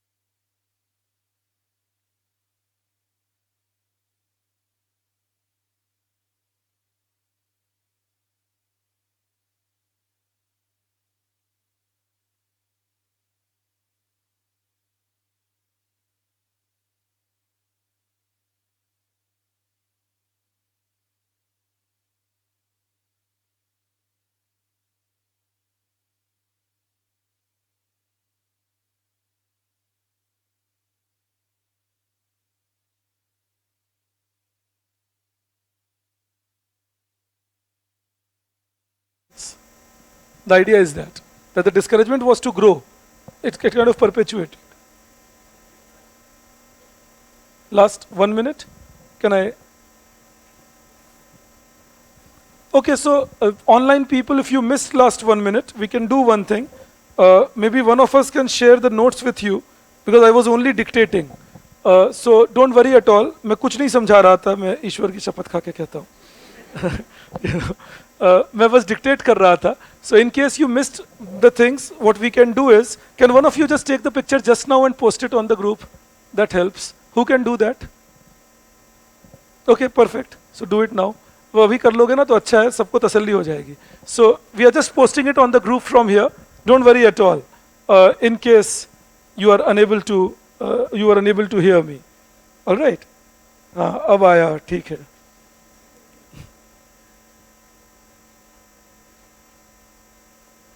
Okay, so don't worry at all. Whatever you missed, we are just posting it on the group, taking the picture. So in that case, it will help you get whatever you were left with. पिछले एक page का ही करके रख देना please उसके ऊपर. Yes, yes.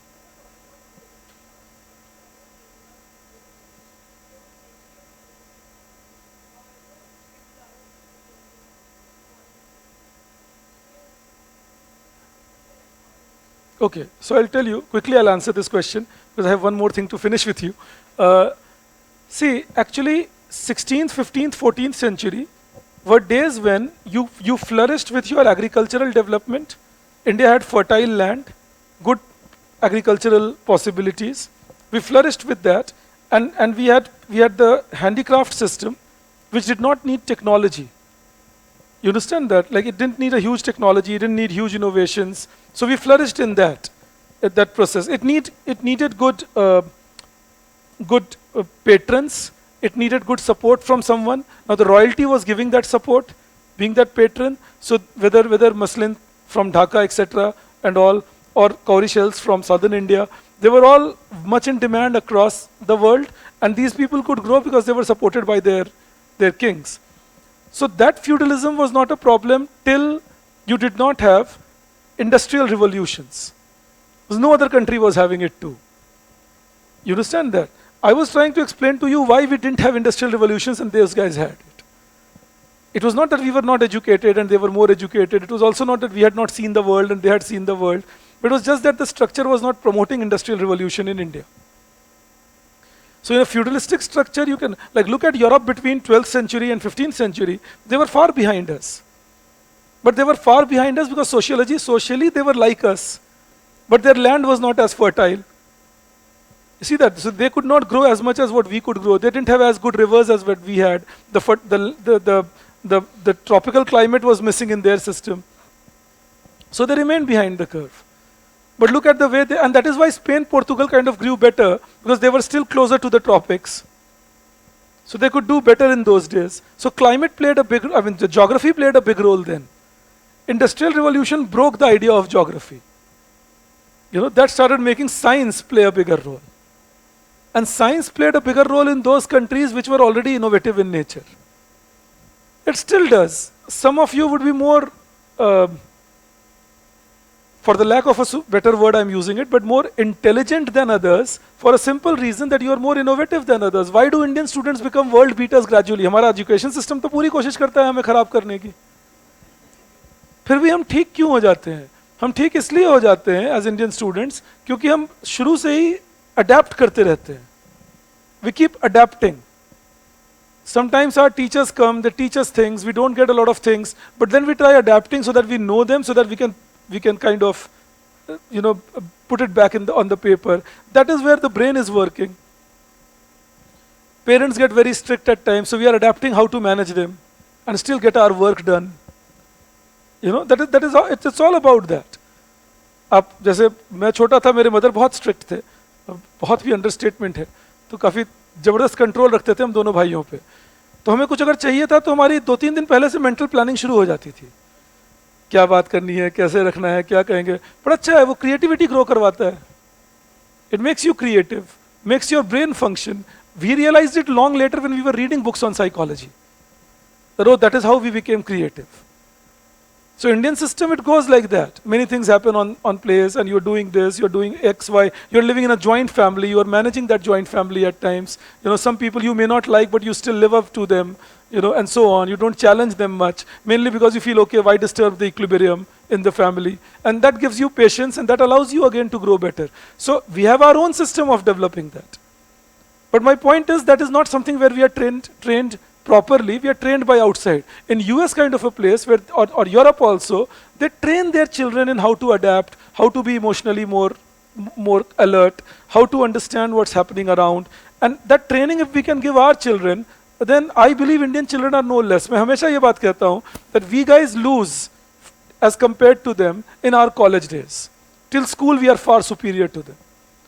It is college that takes away the power to study at times, engages us in so many other things. And that is where they start beating us, because that they start doing much more in their college days. In their schools, they're not doing much. So it's all about, how you let the mind think. अब तुम सोचो तुम्हें अगर शुरू से regiment कर, मैं समझ रहा हूँ, मैं समझाना मुश्किल है ये बात, but I'll try explaining it to you in one line quickly. Imagine if you are regimented even to think about an essay as being right or wrong. An essay cannot be right or wrong. It's my thought process. I just wrote it. But somebody says, no, you wrote a wrong essay. Wrong essay means what? I mean, this is my thought. Allow me to have my thought. You can debate the merits or demerits of my language. You can debate the merits and demerits of my thought integration. You can debate the merits and demerits of sequentialization of thoughts. That I can understand. ये पहले आना चाहिए था, ये बाद में आना चाहिए था. But ये कहना कि नहीं, तुमने ये लिखा, ये बात ही गलत है एक स्टेटमेंट पर, और मेरी जो बात है वही सही है, कैसे, कौन इस बात को निर्धारित करेगा? हमारे देश में वो भी निर्धारित होता है. I have said this, hence this has to be right. So be very careful. That takes away the whole idea of creativity. I'm saying this. My son was in 5th standard or 4th standard. I came back home one day and I saw him sad. I said, what happened? He said, I lost 1 mark in my maths test. I said, you will lose much more in life. Why get worried about 1 mark in the maths test? He said, no, but why did I lose? So he had drawn a line like this. And the teacher had asked to name the line, I think 4th or standard sometimes. So he was asked to label the line. It was a printed sheet and all. And he had written BA. The teacher had cut it off and said it should be AB. Now, all right, that Saturday, fortunately or unfortunately, I had an off and they had a PTM. So I went over.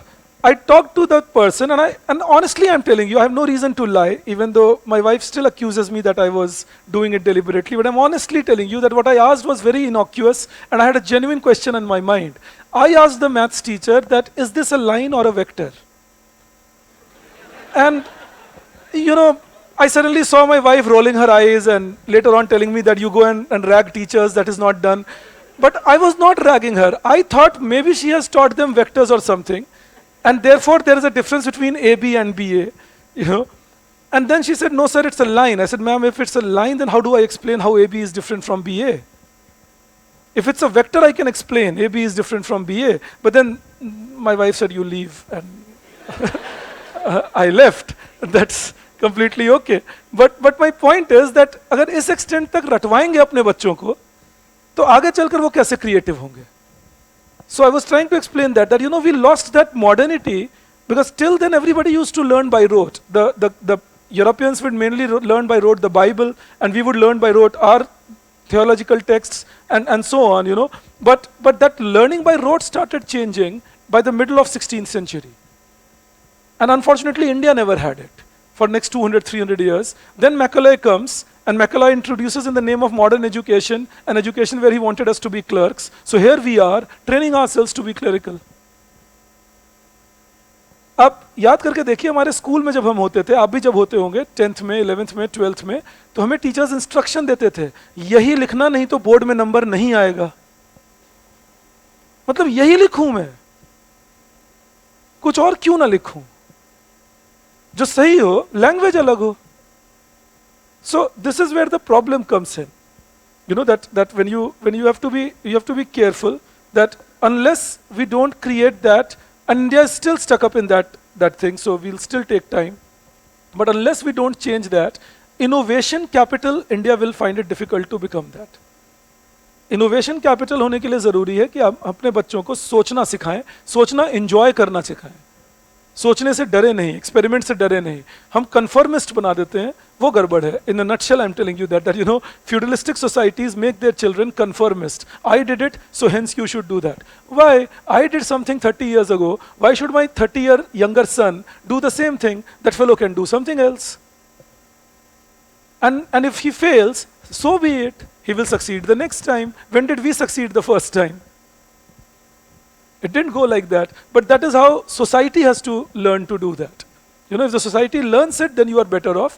Feudalistic societies don't learn it, because in feudalistic society, your power and your position is by birth. It is not by effort. Once you create that position by effort, that false ego dies out. And that is the best thing we should try doing. Industrialized societies do that. Industrialized societies, they work on their own self. What am I? You know, मेरे grandfather मान लो कोई हो सकते थे, पर उसमें मेरा तो कोई कंट्रीब्यूशन नहीं है ना.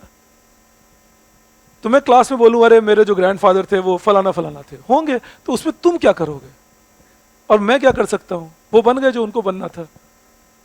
इसमें मैं अच्छा फील कर सकता हूं उनके बारे में सोचकर, oh great, I was born to someone nice. Point is, but that cannot be a bragging point. You know, that can be a feel-good point. Okay, I feel good about something, but that can't be a bragging point. I can't say that you are less than me because my grandfather was better than your grandfather. Makes no sense. You know, that is my limited point. That's what I'm trying to teach you. So India, the question was very good, so I just tried answering it in detail, that India had feudalism even before the British came, but we were leading the Europeans before the British came. But the major reason was that we were a country which was thriving, fortunately, on a very good geography we had inherited. So we could do well. Don't forget, entire India was not thriving. You know, so when you go to India's less fertile regions, they were not doing that great.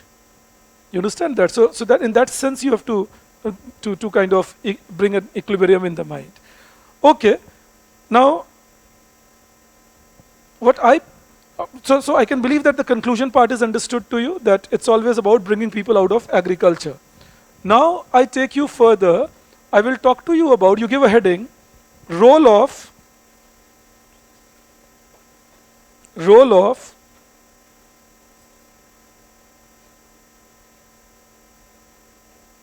public sector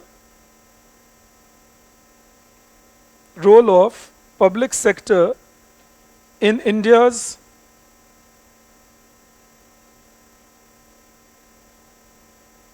economic development,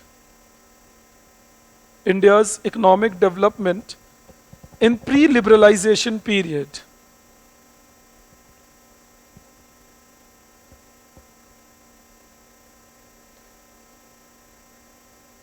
Deepak, I think it is already uploaded now. Don't worry. If I dictate once again, it will be a waste of our 2-3 minutes. I'm just trying to avoid that. Nothing else. Mainly on account of shopkeeping and all. I hope you could write that up, Krishnanand. All right. Now see, when we talk of role of public sector, there are 2-3 things to keep in mind. I'm just telling you that and I'll make you write it. First thing about role of public sector was that it created diversification of industries. We had diversified industries with public sector playing a big role in that. Second role was high development of infrastructure. Infrastructure development took place in public sector, again because of government spending a lot and developing it, especially in regions which were underdeveloped. Another big role that public sector was doing was, it was creating a link to the small scale industries and giving them business with which they could also grow gradually but assuredly, especially the ancillary units, the component units. All right. So, and another big role that public sector was playing was with respect to capital formation. When we became independent, the total investment ratio, public is to private, was approximately 35% public sector and 65% private sector. By the fourth 5-year plan, where it peaked, public sector investment was around 64% and private sector was 36% in total industries. Again, it started falling from the 5th 5-year plan, but even in the 7th 5-year plan, public sector investment in India was 53%. So that meant capital formation in India was heavily backed by public sector investment done. So if they ask us what is the role of public sector in India, these are the points on which we will build across as to what was the role of public sector in India. So I'm making you write it one by one. We will initiate it across. So you take it down, you write,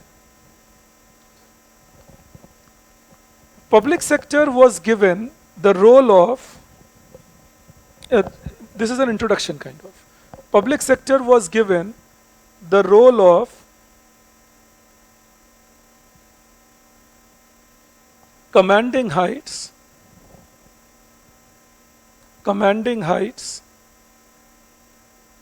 in second 5-year plan,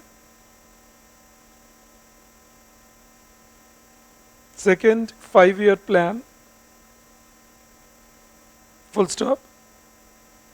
Industrial Policy Resolution,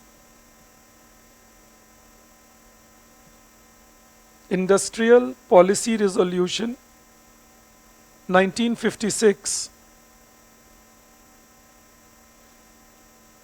categorized industries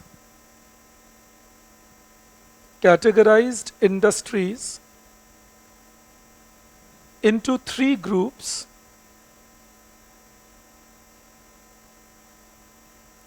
Full stop. Category A consisted of 17 industries. This you have already written, I hope you would recall. Consisted of 17 industries which were exclusively reserved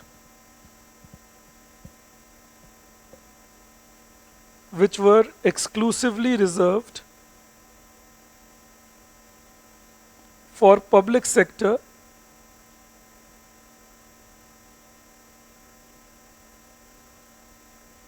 Category B was reserved, Category B consisted of another 28 industries. Category B consisted of another 28 industries where all future investment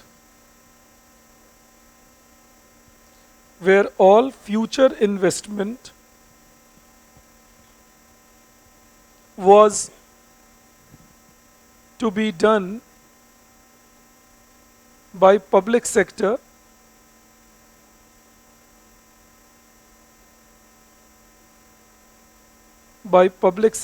Mind you, when we say all future investment, the difference was in category A, if there existed a private sector, it was nationalized. In category B, there was no nationalization. Private sector was allowed to continue, but all future investments to be done by public sector. And category C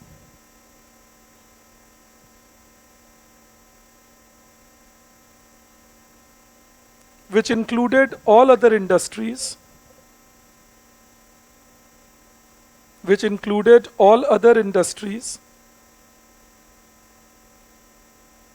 had only private sector, but public sector was allowed to invest.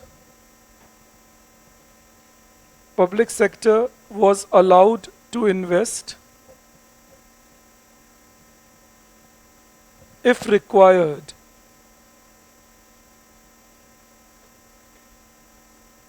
Then you please change the paragraph and write,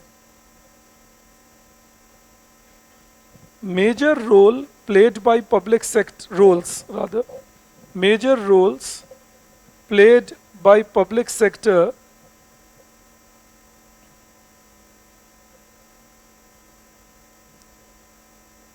can be listed as, and mind you, this is in context of pre-liberalization. What we are saying is in context of pre-liberalization. You write first,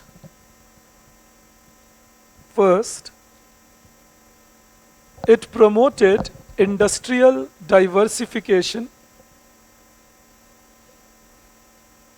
It promoted industrial diversification. That is, India, which was producing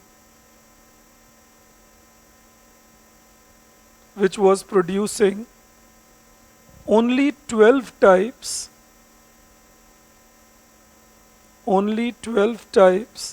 of industrial goods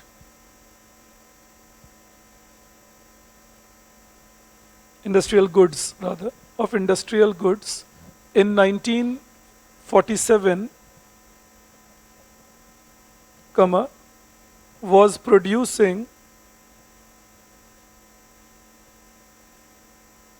was producing more than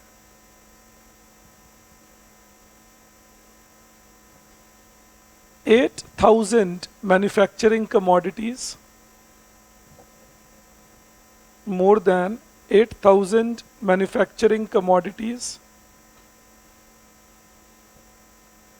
by 1991.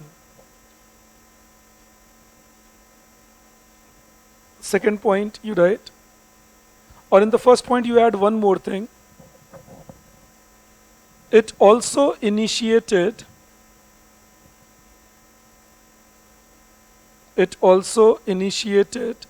development of modern industries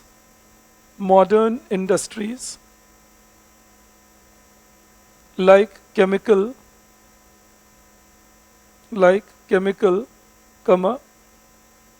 electronic,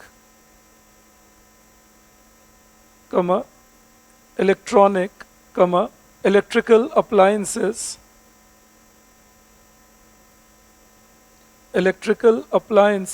etc. in India.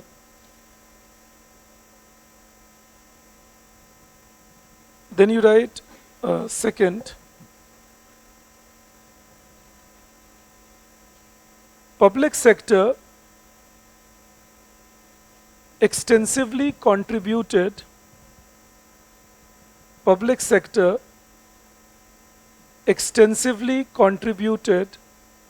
to infrastructure development,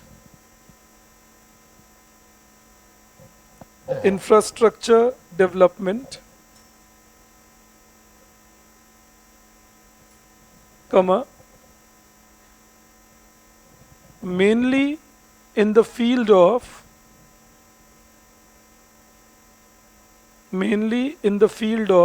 energy. Energy is power generation mainly. So energy and transportation.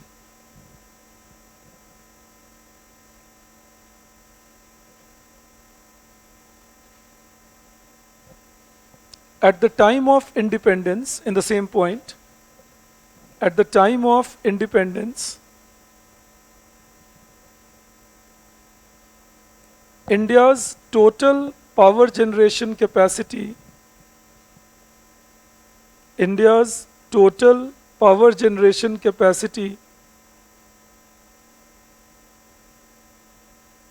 was 2300 megawatt,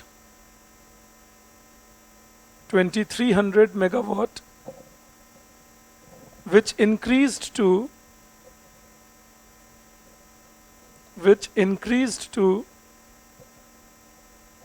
more than 1 lakh megawatt,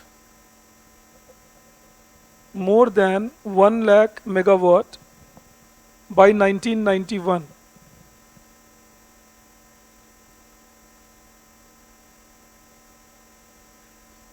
Also remember, I'm not making you write it, but keep it in mind, national highways, state highways were almost missing in India. Britishers had not constructed roads in India, so we almost constructed highways from the scratch. Even though we didn't do great, but still by 1997, the total national highway construction in India had reached 33,000 kilometers.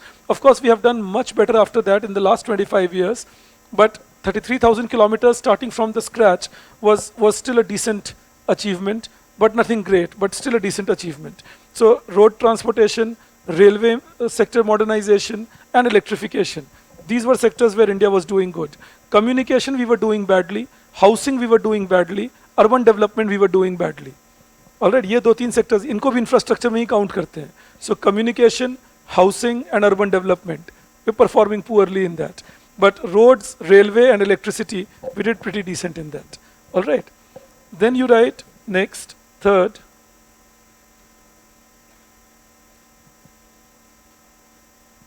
It promoted capital formation in India. Capital formation in India, comma, where public sector's contribution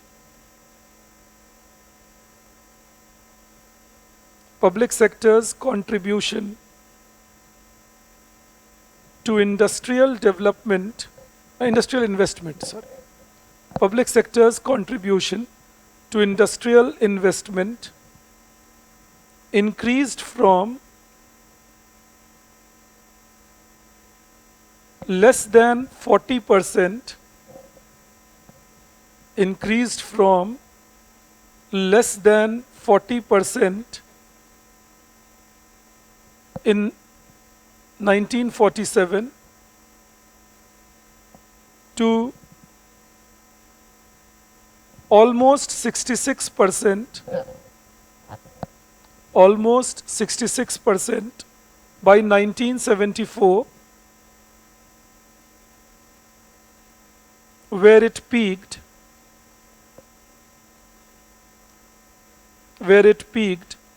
and remained, where it peaked, P-E-A-K-E-D, where it peaked and remained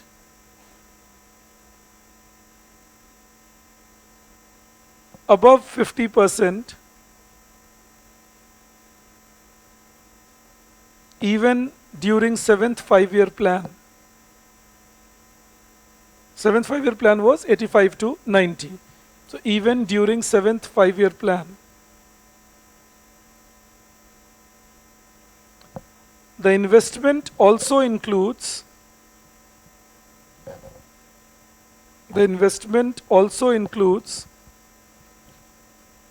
technological inputs,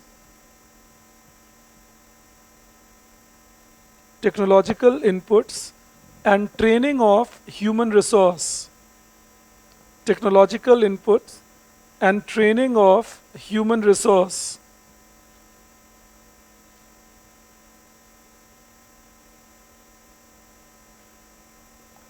All right. Then you write next point. You wrote 3, right? Yeah, you write another point. Contribution to employment generation. Contribution to employment generation.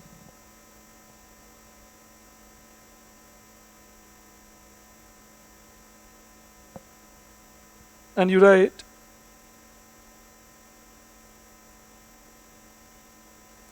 public sector employment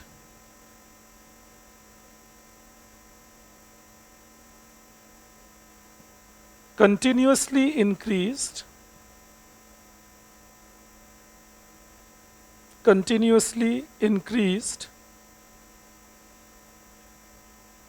from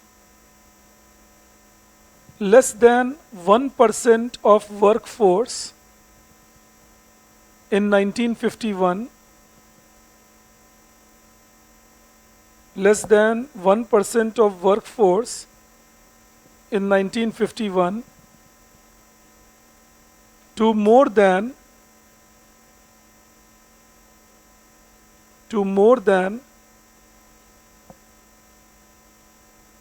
4% of workforce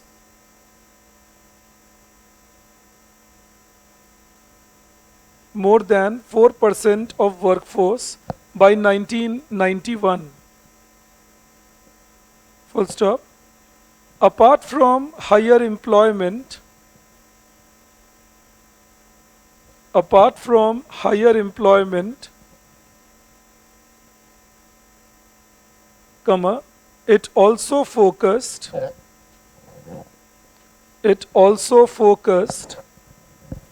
on higher social security,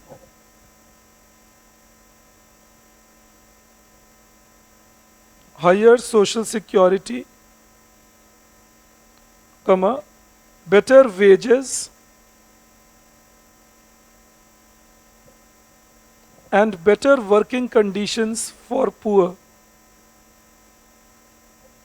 Better working conditions for poor.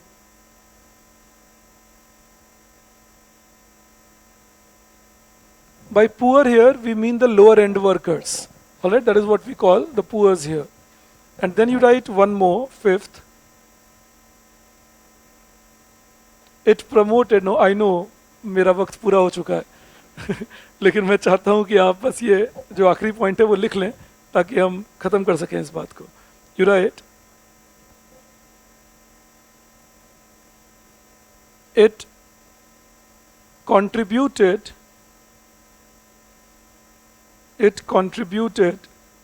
to development of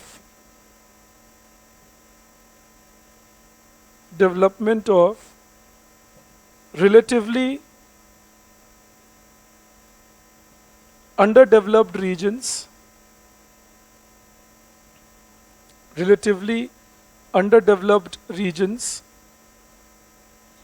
For example,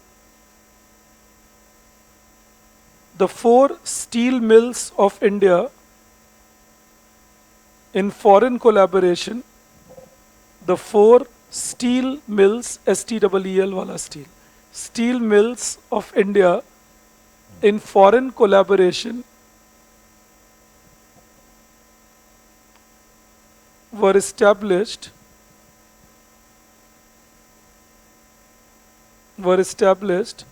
at relatively underdeveloped regions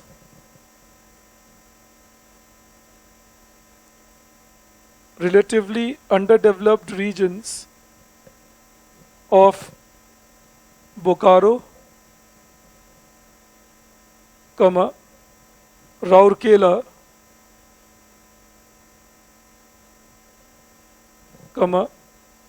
Durgapur and Bhilai. So remember, the idea was that these regions will develop and create a demonstration effect and create infrastructure for other regions also to grow. All right. In the same thing, I'm sorry, जो लोग किताबें बंद कर चुके हैं उनसे क्षमा प्रार्थी हूँ, लेकिन एक लाइन और लिखना है आपको. You write in that, it also focused, same point, it also focused on development of basic infrastructure,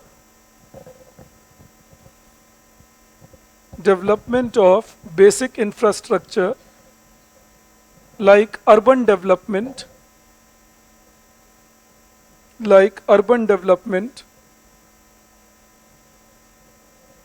wherever it was established.